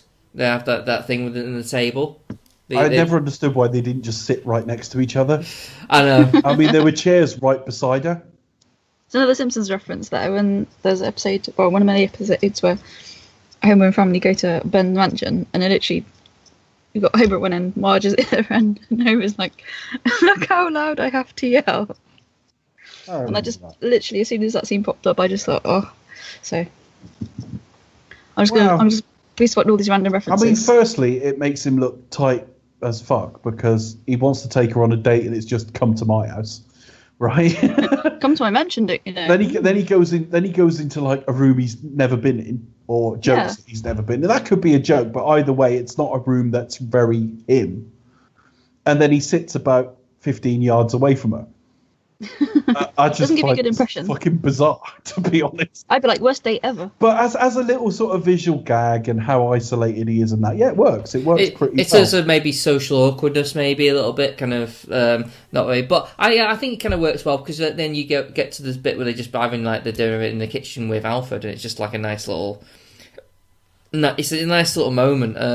But there is like a bit of dialogue where he kind of like, she's basically saying, this so isn't you, like, sort of, this place isn't you, and he says, I don't know, some of it is very me, you know, and which I think is a subtle reference to like the Batcave stuff, but it's not very... I've never taken it that way, but actually I think you're probably right. I've always just taken it as he inhabits the parts of the house that he inhabits. The rest of it was just inherited, and so they're not really him. Actually, you're probably very right. Yeah, I mean, it's a very throwaway line, and I think it's only picked it up on the recent viewing, and I was like, oh yeah, that's what that means. No, that makes sense. Yeah. So yeah, I thought that was like a nice little little moment kind of thing, and then between that we have Joker getting Becca's favourite scene. That's what was ripped off The Simpsons. The reveal. Well, I don't know if ripped off. no, not ripped off. Obviously, you came before the other. No, that was all our idea. No, we did it first. Wow, I think a certain Matt Groening might have words, you know. No, that's where a lot of it for me comes from, really. And yeah, I just sort of noticed them all the way through, you know, intentional or not. Just made me laugh. But yeah, also the scene where, you know, Joker's kind of being unwrapped, unveiled after his being nearly burned alive officially with chemicals and everything. I can't remember the name of the episode. I'm just going to look it up very quickly. It's the one where Lisa gets the dentist. It's like they shut down. Yeah, the dental plan. Lisa needs braces. The history of British teeth, and it's like a horror thing. It's really funny. It literally ends up, obviously, because they don't, you know, they basically don't have this dental plan. So instead of wearing, you know, nice sort of braces that you can't really see and puff out Calvin Klein's Obsession or whatever it is every 20 seconds, she has to wear this horrible, great, big, massive head brace, which scares everybody, and Santa's little helper is just like, oh, runs away in fear. And yeah, it's literally that scene basically where she's like, the mirror is basically from Batman. Yeah, but, and then manically laughs when... Yeah, and the crazy laugh of it as well. I'm just like, oh, there is no God. I just think it's really funny. That's one of my favourite episodes of all time. No, but the scene is pretty good because he's quite sort of aggressive at the end, and he looks in his face and just goes insanely mad. And just... Yeah, you can see where it all comes from, can't you? I think it's a brilliant performance. I think there's probably quite a few other films that it's been parodied in. It's one of those real sort of pop culture sort of moments, I think. And yeah, he's just literally driven beyond bonkers due to it. Yeah, and then he pretty much immediately goes to him like visiting Grissom, and his over a woman. And there's also a bit the coat he's wearing is purple, and some of that purple's got on his neck, and you can't unsee it once you see it. I know. You got the colourings coming there, haven't you? I only sort of saw that by watching on the special one of the special. It's features. mentioned in the commentary because Tim Burton just points it out and just says, "I feel terrible about that." I'm paraphrasing because I can't remember what he said, but the gist is he points it out and he's like, "That's a mistake, and we wish we'd fixed that." But yeah. But you think so? It's like in a thing you got to use the best take, and sometimes people don't realise these things. I don't give it a hard time, but it's something you can't really unnotice. It doesn't damage the film in the slightest, but you look at it and just go, "Oh yeah, I see that." But things though, it's only when it gets pointed out to you. You know, if no one said anything, no one would know. That's the thing. That's the weird. I don't think I'd ever noticed it. Yeah. If anything, you'd assume it was a shadow or something. But you think. Well, I saw the commentary first over 10 years ago when these came out as special editions on DVD. So I've known for a long time, and I've never not seen it since. But before, I'd never noticed. Yeah, it's just one of those things, isn't it? But yeah, he shows up, does his Joker thing, and just shoots him dead. And there's that sort of classic wait till they get a load of me, and he does that kind of. Yeah, no, that's like probably the classic Nicholson being Joker. Where do you go now? Well, all I remember now, I start losing track of specific scenes. I know he sleeps with Vicky, obviously, and hangs upside down like a bat. Sleeps on a first date. Not during sex. I'm not suggesting that. But then I sort of remember it just becoming the whole sort of Joker starting to poison people. Yeah, it takes over the kind of the board, doesn't he, as such, and then has that massive press conference and sort of takes over TV. Yeah, he electrocutes the guy with the buzzer at the thing. He takes over the company. Well, I say the company. He sort of announces himself as like, Grissom's away. I'm in charge now, and he kind of basically sort of says, "No, actually, I'm probably just going to kill them all." And then one of them tries to kind of announce himself as the new boss. Publicly, which is kind of weird. Which is a bit awkward. Which again, I'm the new crime boss. Well, I think it's one of the things where he's not publicly a crime boss. Publicly, he's not. He's taken over his bit. He's basically gone to the courthouse to try and get everything put in his name, I think. Yeah, but again, I think it's like the first public appearance of the Joker, and I do kind of like how he just sort of like strolls after we see some mime from the captain of Red Dwarf. Yes, thank you. I was like, I recognise that man. Who never ages. He looks the same. He always looks the same. Yeah, whenever I see him, he's just ageless. Even he pops up again later on in the series, and it's like, he doesn't look any different. First of all, I was like, that's not John Goodman. No, it's not. It's the chap from Red Dwarf. But Napier is, the Joker is basically mixing. He's mixing these various toxins into home sort of beauty products. Yeah. But they have to be used in certain combinations to sort of get them to work. So if you may use a hairspray and a deodorant, and that'll do it, but neither one alone. But people don't know that. That's one thing they haven't figured out. But he never says what it is. No, but they see that later on in the film, don't we? Where the newsreaders kind of look really kind of pallid and quite spotty. Because they can't use any cleaning or health. They clearly don't. But I do like how this played out, because it's just so like Joker from the comics, kind of like that. This kind of anarchic, comedic kind of tone, and the newscaster sort of starts laughing, and then she dies and has like the laughing, yeah. The Joker. Yeah, if it was a comic book panel, it would have a load of haars all over it. It really would, yeah.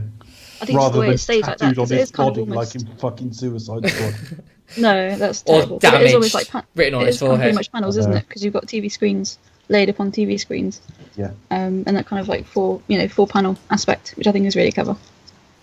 Yeah, the next sort of, I suppose, big scene after all that is the art gallery. Yes. Oh yeah, because basically from that first assassination attempt on the steps, he gets photos of Vicky and goes like, "Oh, I want to boink her as well." I'm not content with doinking his bird. Yeah. I now want to doink her as well. But also beyond this, he's also Joker's also getting annoyed at Batman because Batman's getting all the press. It's like, you know, they're kind of, this town needs an enema. Have you ever doinked Batman? He has some really good quotes in this Please movie. write to us at email. Do you expect us to talk at gmail.com? Yeah, so but basically tricks Vicky into going to this kind of like art gallery / restaurant. He says like, Perhaps it's like a really upmarket IKEA. Did she order the meatballs? well, we don't know, don't we? That's the only reason you go to IKEA, isn't it? I mean, I imagine it's like a big art gallery, but it has a restaurant inside it. That's just like the fancy sort of place. Yeah, it does look like one big room, doesn't it? Yeah, it really does. Right. The sequence is pretty good, and here we get a bit more of the Prince soundtrack. Quite good, I think. This is a studio thing. I can't imagine Tim Burton would have chosen Prince for this, but yeah, I think perhaps. Yeah, I think I'm right in saying Prince was on a Warner Brothers label. I think they wanted Michael Jackson, didn't they, originally? But I think it was just because he happened to be on the same label. Yeah, whereas Michael Jackson was on a Sony label. But yeah, they happened to go to Prince just because he was sort of attached to Warner Brothers at the time. But no, there's some really sort of catchy tunes that he does, and I think he pretty much does put his stamp on this film, which is really good. I really like this bit. I mean, I do like the song "Party Man." Yes, Yes, it's great. In fact, when I saw him live, I was kind of like, I knew he wouldn't, but I was kind of really hoping he would play Party Man. It would just make me happy. But I think this is kind of like a good sequence for Jack Nicholson as well. But just in case listeners out there want to play a clip of us to their friends, just give them a taste of what this is like, and we want to maintain our cool. Party Man's fucking shit, isn't it, Chris? No. It's awesome. Oh, play along. All right, I like his Batman soundtrack. I'm sorry.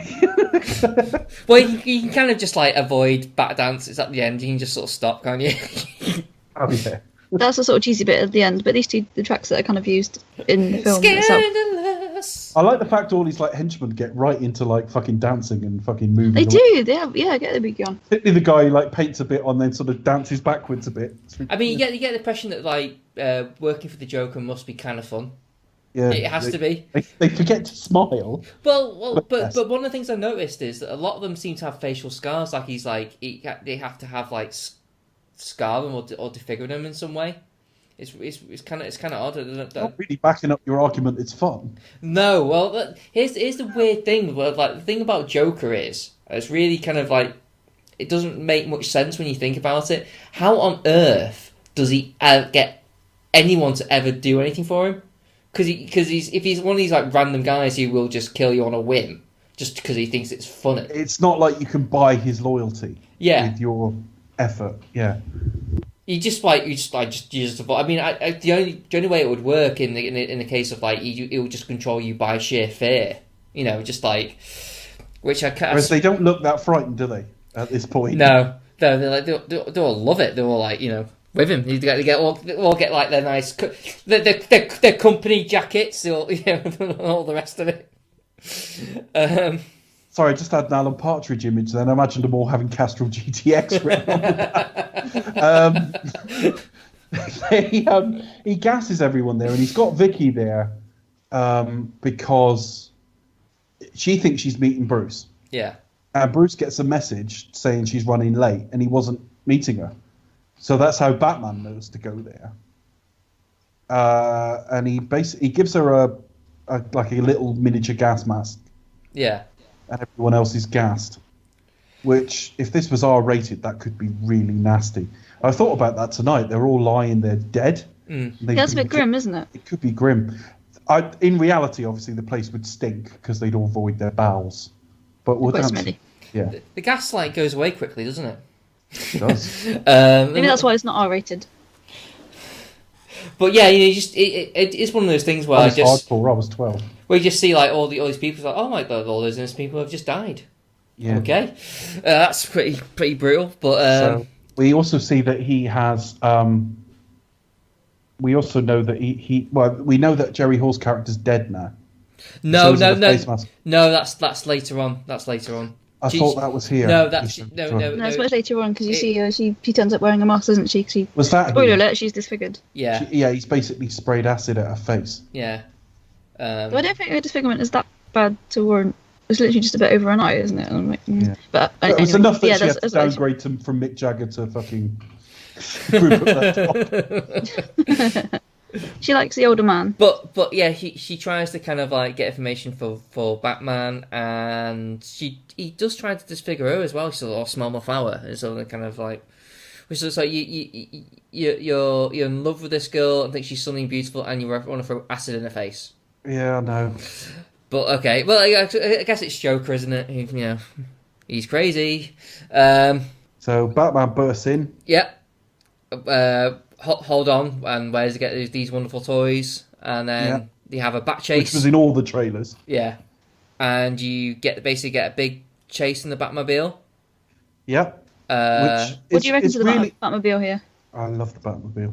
I think it's really cool, and it's like so many gadgets. It's voice activated as well. I love the look of it. Again, it's sort of very deco, very slick. Again, I think there are some animated elements to it. Not voice activated like when you used to call the cinema. It's not like he's got to go grappling hook. I want to call Manchester. When I lived in Cheltenham, New York? when I lived in Cheltenham, I had to say Cheltenham on the phone, and I had to say it quite loud because I think it gave me Chelmsford otherwise.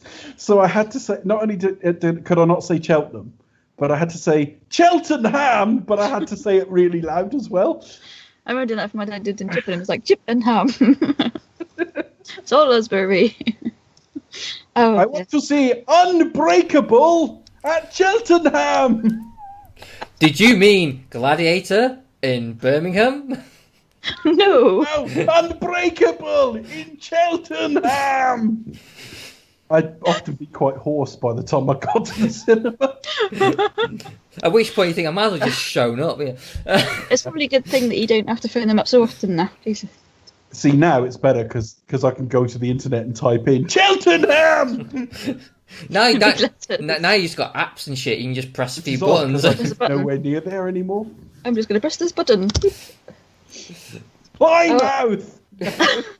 So anyway, yes, there's you get a bat chase, and bat chase. And he has to get a stop because there's like a truck parked there. So they get out, puts on his bat lock. It's on his stop motion. It is a bit stop motion, isn't it?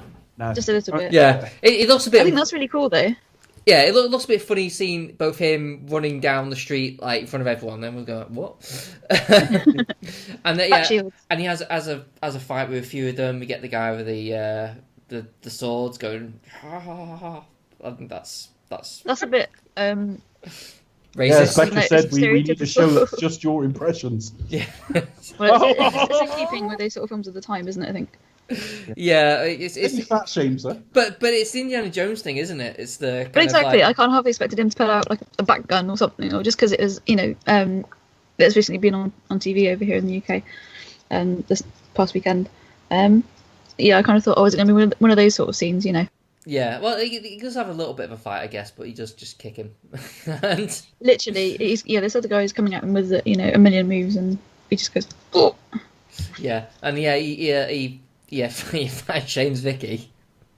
Unfortunately, I was quite offended by that, and I was like, you wouldn't get away with that now. Well, no, to be fair, he could have meant like you were lighter.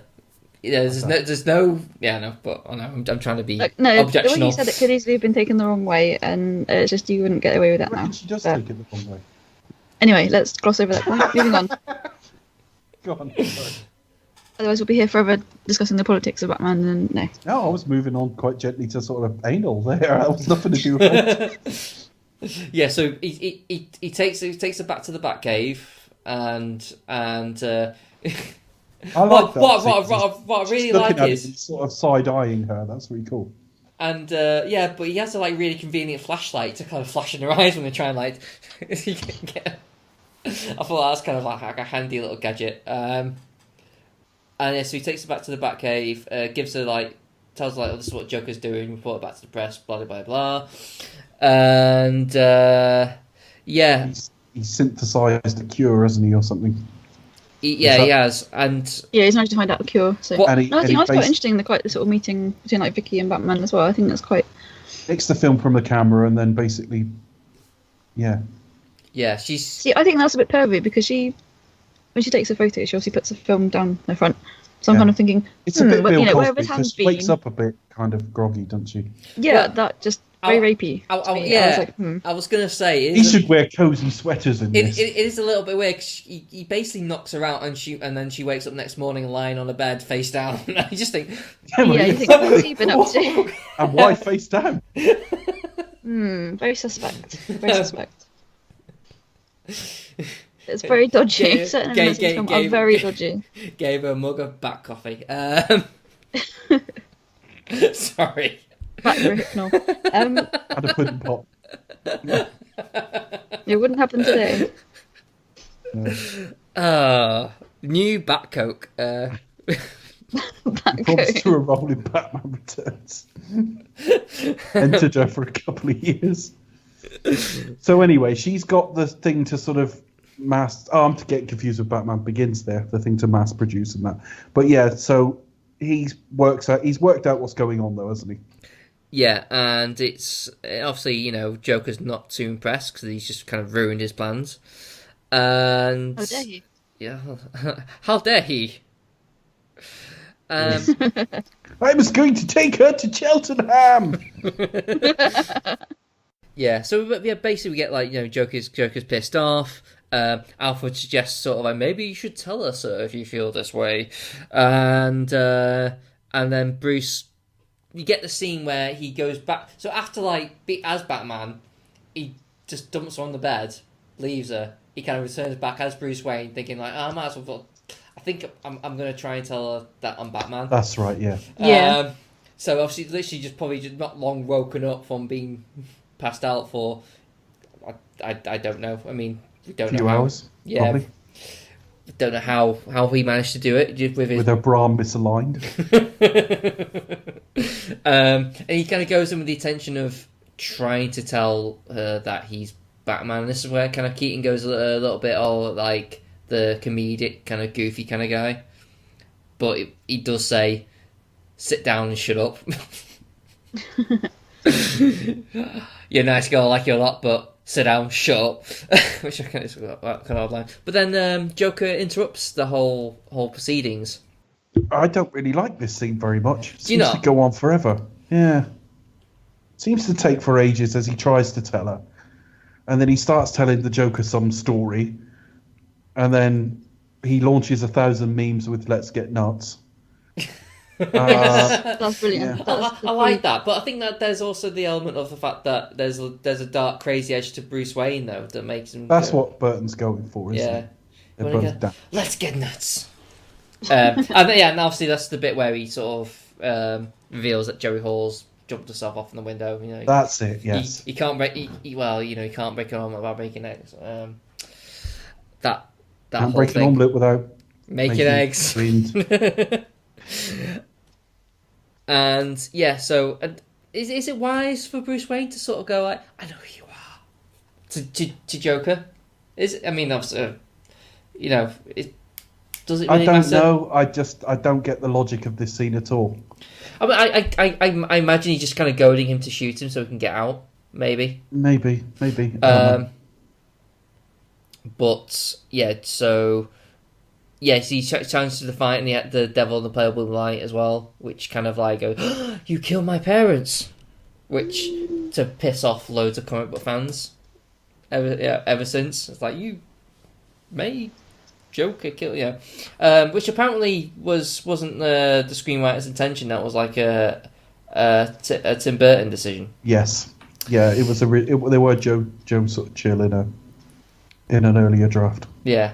So there was that. Well, then it basically explodes, isn't it? It's like a big miniature of the Capital Yeah. Plant, which just explodes. Never rub enough man's rhubarb. That was another line I like.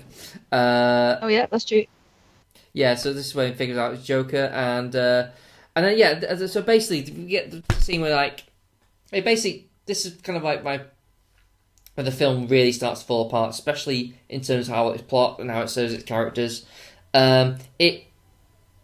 It just kind of dances from that to like Batman in the Batcave figuring out, oh no, it's the Joker killed my parents, and then next thing he knows, Alpha's just let Vicky into the Batcave.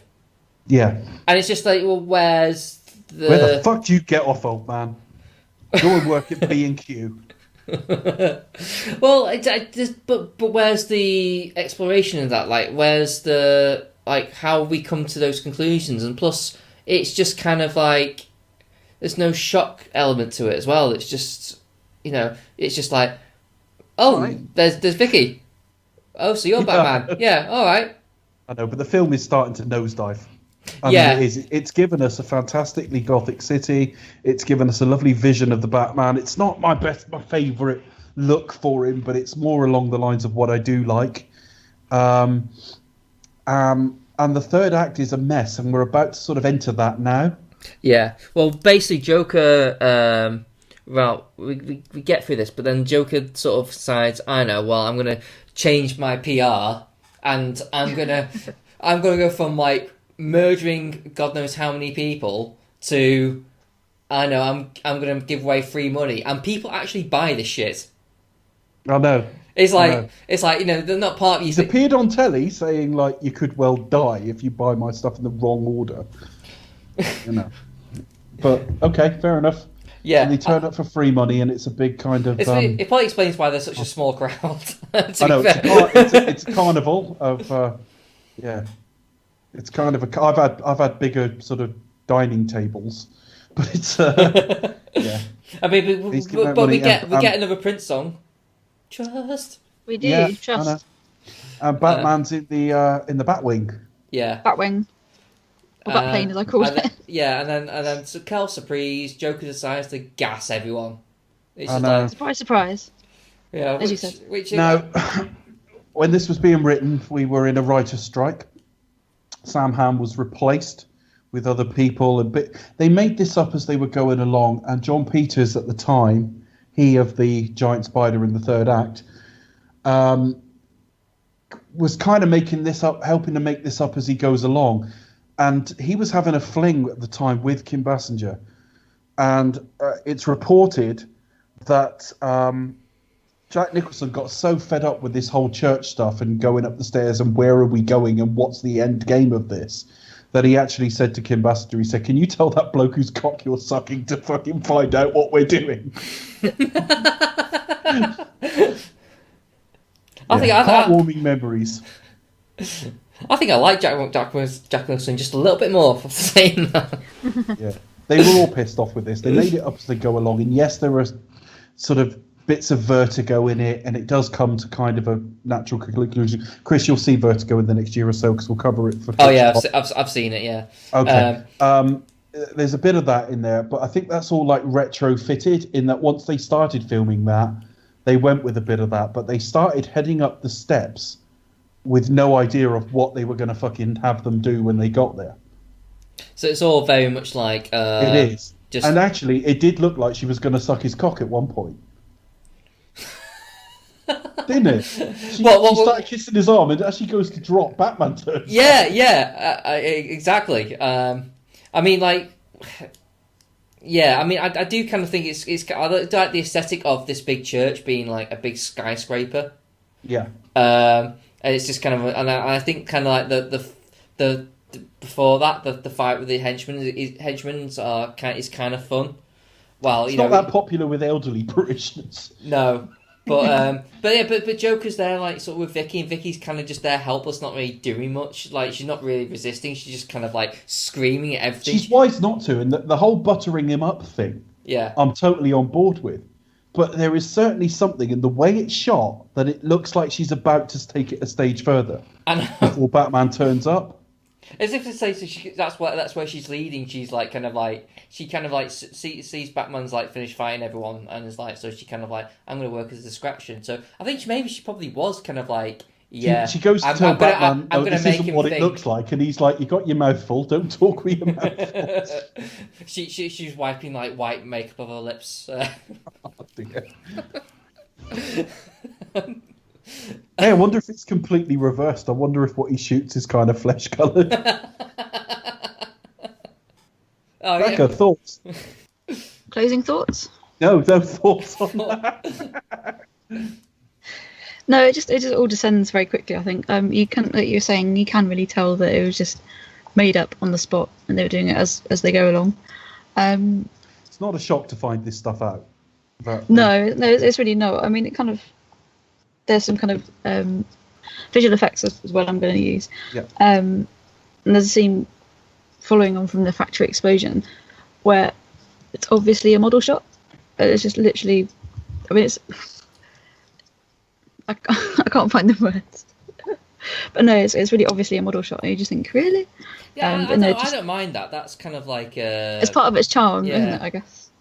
I mean, the bit that kind of gets me is the bit kind of like when he's in the Batwing and he's like aiming at Joker, and he's clearly like got a right centre on target, and nothing hits him. Side of him.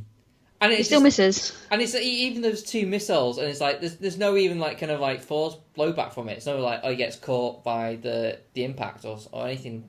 It's just, well, what was the point in that? And then Joker pulls out this comedy gun. He's got this massive, great big gun with a great big long muscle, and it's just like, what? I suppose it's kind of like that down your trousers. I suppose that's comic booky Joker, but the idea that he's actually gunning for him on target is like, how the fuck can you miss from that? Obviously, Batman, your target system shit. Waistband as well. How would you expect him? And also, how is the Joker bending his fucking knees if he's got that down his trousers? Exactly. I've been asked the same question myself. Hey listeners, if you have any opinions on that, drop us an email at expecttotalk@gmail.com. We mean the gun, not my sort of vague dick allusion. Not his manhood. So yeah, we get and then we get the whole thing where basically Batman just punches Joker, and they have like this kind of like, I mean, Joker has this line because like, well, how mature you get? Like, you made me, I made you, and I'm thinking, yeah, that is kind of like immature. This old shit. I know, it's all, yeah, I don't like any of this, to be honest with you. And then, of course, they go as far, sorry to speed it on a bit, but they go as far as just killing him right off. What with the, yeah, I mean, I don't mind how they did it. I guess how... yeah, no, I'm the same. I mind that they did it. I don't mind how they did it. Yeah, I guess, and I mean, at the time, you just accept it, because that's generally how films went. We've been trained to cinematic universes. Yeah, now. to kind of like to kill the villain off at the end of the story usually happens, and I think they went on to make 4 Batman films, and you think, well, if they'd got as far as 6 or 7, what the fuck would we have been left with? Yeah, we were struggling as it was. 5 would have had the Scarecrow in it.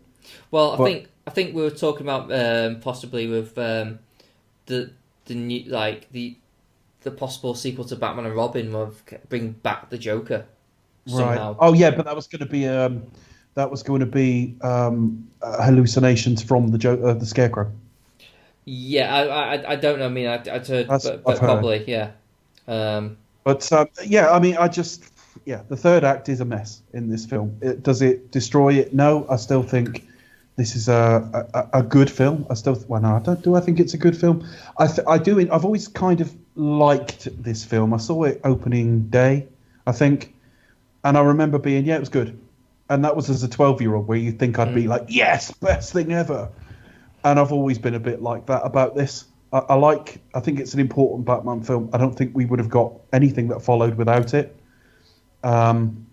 So it starts the path from this to him being the sort of biggest superhero in the world, if you like, commercially speaking. So it's a very important film, but boy, is it a mess. Everything after the art gallery, I would say. Yeah, I think the film's plot and script is just messy. It's very holey. It's not very developed. It's very bare bones. But that's the only thing that really lets it down. Everything else is pretty well design's terrific. Well handled. And as I said in the beginning of this podcast, it's not a very good film, but it's a great movie. It establishes, it kind of gave what viewers really wanted at that time for that time. It is a landmark in cinema history, not just because it's Batman, but when you think certainly of our lifetimes, and cinema goes way beyond our lifetime. But when you look at those standout films that you go, oh, that was the year of, 85, you go, oh, Back to the Future was that year. Yeah. 89 is, bear in mind, my favourite Indiana Jones film is Last Crusade. And I'm very fond of the Indiana Jones films, but say 1989 cinema to me, and Batman is the first thing to mind. It was the big movie. I remember even being at school and seeing really good detailed drawing of Jack Nicholson's Joker, saying where did he get those wonderful toys. There was loads of everyone just wanted to do something with this. I remember the toys being on sale. Everyone kind of had Joker action figures and Batman action figures and all the rest of it. And the animated series isn't the same design. Yeah. But the fact they went sort of gothic and a bit 40s influence, that's got a bit of the Fleischer Superman in it as well, to be fair. But they used the music from this, and it's definitely inspired by the fact that this take existed. Definitely. Becca, what do you think? Yeah, undoubtedly, this is probably the big movie of summer 1989 for sure.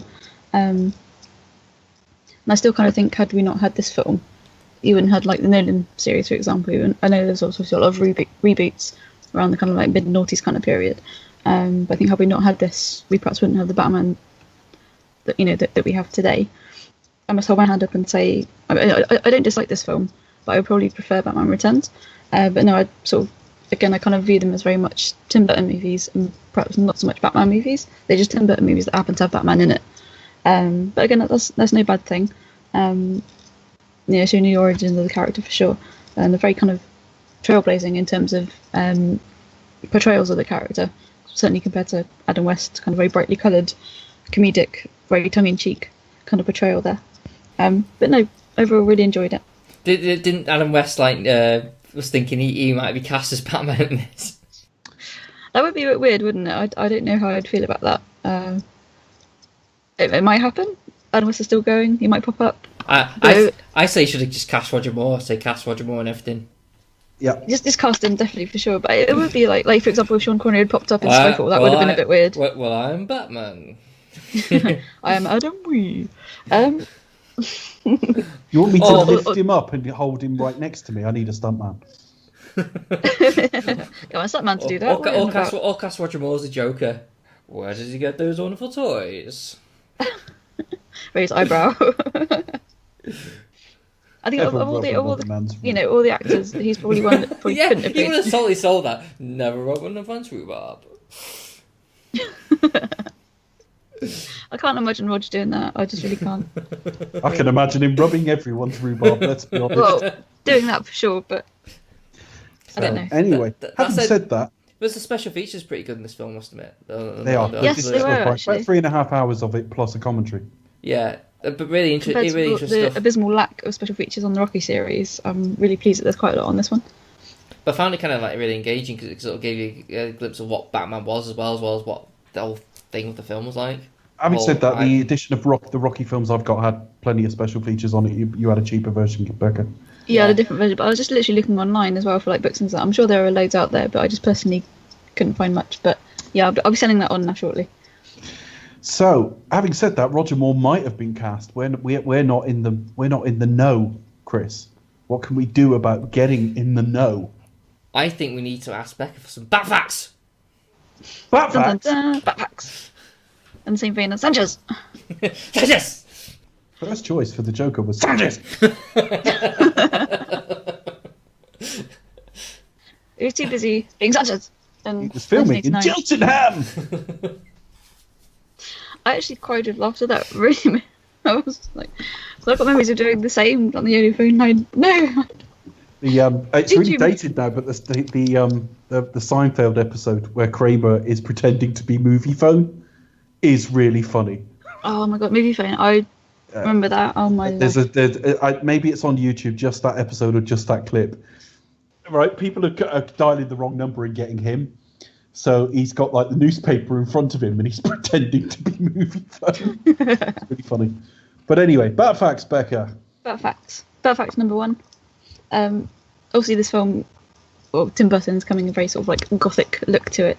In terms of its colour grade, it has to be graded a bit higher because in test footage, the audience couldn't see what the hell was going on. So they had to grade the colour a little bit higher so we could see the action. I'm not going to get technical about that. That's as far as my technical knowledge goes. Fun fact So in number other 2. words, you're not going to get technical because you don't know. Because I just do the Bat Facts. Me no. Any experts out there, drop us an email. Please do. We'd love to hear from you. Yeah. Fun fact number 2. Well, kind of a fact, kind of opinion, but obviously Tim Burton was hugely influenced by Terry Gilliam and his 1985 film Brazil, which a film I personally love. Obviously, the look of the city in that film and Gotham very much the same. That's opinion. That's opinion, but I think it's kind of a fact. No, it is a fact if he's influenced. Yeah. But fact number 3, as we mentioned earlier, obviously, summer 1989, this was the big movie, bat-mania reached its peak. At the time, $750 million worth of merch sold. And fun fact number 4, which again may be conjecture, but I think is really interesting. Arguably, the success of Batman helped finance Michael Moore's first documentary, Roger and Me, about the decline of the car industry in Flint, Michigan. Did it really? I love that film. They're really interesting, I think. But again, it's probably more. The more you read about it, it's probably more like just sort of opinion and circumstance. It was just happened to be in the right place at the right time. When I first saw it, I remember it was about 14 years ago, and I was on sort of a visit with work the next day. So I was in like a hire car with some people. We were chatting about TV. Okay. And they said, "What did you watch last night?" And I clearly said the title too fast because they all fell about laughing. They honestly thought I'd watched something called Roger and Me. Well, no, I just think it's quite interesting because obviously from the success of Batman, what was they were able to to buy that documentary for about $3 million. As far as my reading has allowed me to find out. But fact number 5, obviously we talked earlier about Pierce Brosnan being thought of, and turned down the role of Batman. Robin Williams was offered the role of the Joker, but just while Jack Nicholson, Robin Williams. Oh, okay. The late great Robin Williams. I miss very dearly. He wanted to play Riddler though. That was his role. That was it. Yeah, I think what happened there was, as my understanding goes, Jack Nicholson kind of wavered and thought, "Oh, shall I, shan't I?" So they kind of offered the role to Williams, but not seriously. And then when he sort of found this out, he sort of was like, "No, I refuse. You weren't taking me seriously. You weren't." There is precedent for that. There is precedent for that because if you look at the Untouchables, which turned 30 years old in the last couple of days, actually. Yes, anniversary coming up. That has Robert De Niro as Al Capone.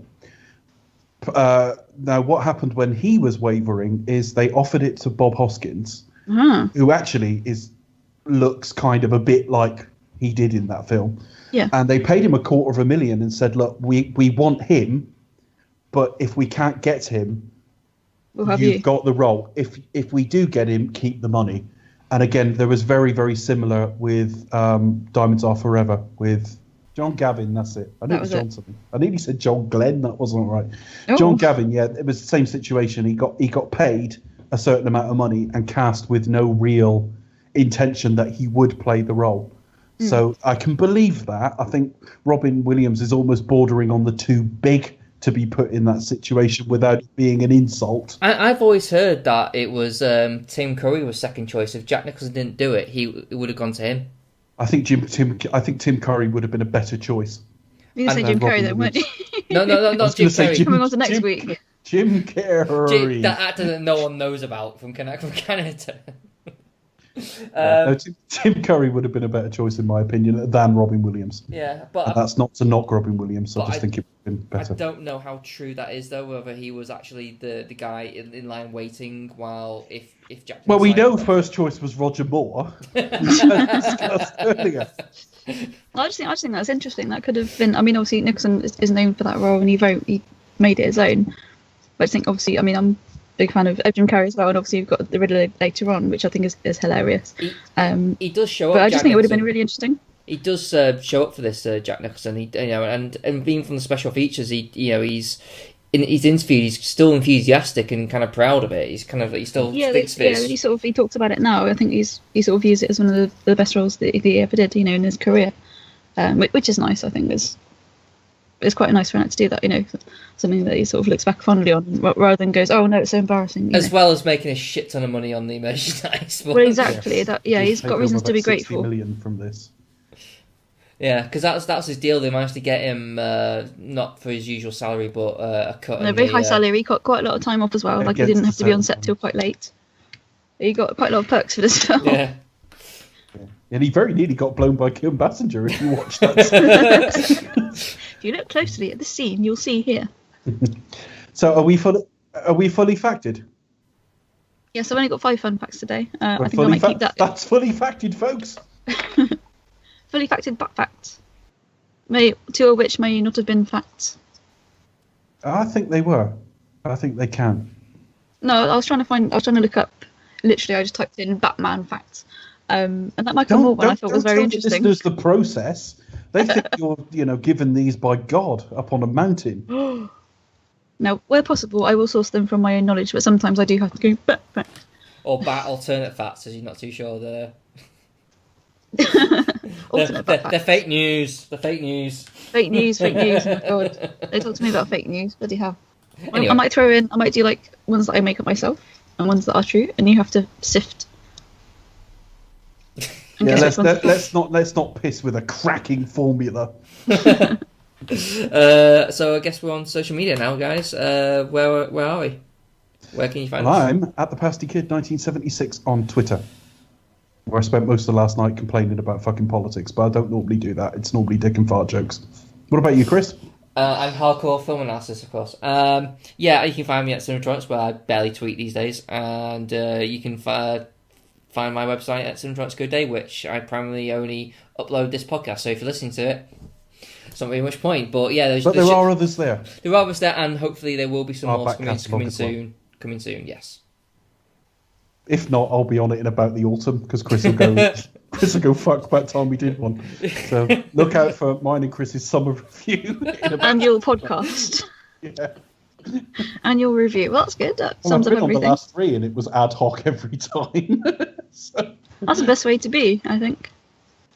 Okay, Becca, what about this show and stuff and you? Yeah, I don't tweet much these days either, so I won't bother with that. If you want to follow us on Twitter, we are at ExpectUsToTalk. On Facebook.com/ExpectUsToTalk. You can also hop on over to YouTube and type in... You can also hop on, girls. Hop on Cassidy. To YouTube and type in Do You Expect Talk, and you'll find our YouTube channel on there. And if you want to drop us an email, which is probably going the way of snail mail, you can email us over at theexpectedtalk@gmail.com. Or you can send a pigeon if you do want to do snail mail. And yeah, don't forget carrier pigeon also. PO Box 123. Or you can send a snail with a letter. Like postal, you know what I mean? It's called snail mail. The trouble is they have real trouble driving those fucking vans. If only we can get the pigeons and the snails to work together, we'd be minted. I mean, they're sent out with their bag of letters. By the time they get to the van to drive it anywhere, it's fucking the next day. I just keep picturing this snail just sort of going along the road like at a snail's pace with his letter in his hand, letter in his mouth. One letter wouldn't be the most cost-effective system. Taking years to get to your house. It's like, and then you open the door and you tread on him because you don't see him. So You have delivered your parcel, really? Where? Following the silver trail of slime that they leave. Yeah. Well, anyway, we shall return. But what else will happen, Becca? So that means, Do You Expect to Talk will return with Batman Returns. All this returning is going to make us thirsty. The Dark Knight Returns and the Return of Superman Returns. Batman Returns. Premiering in Cheltenham.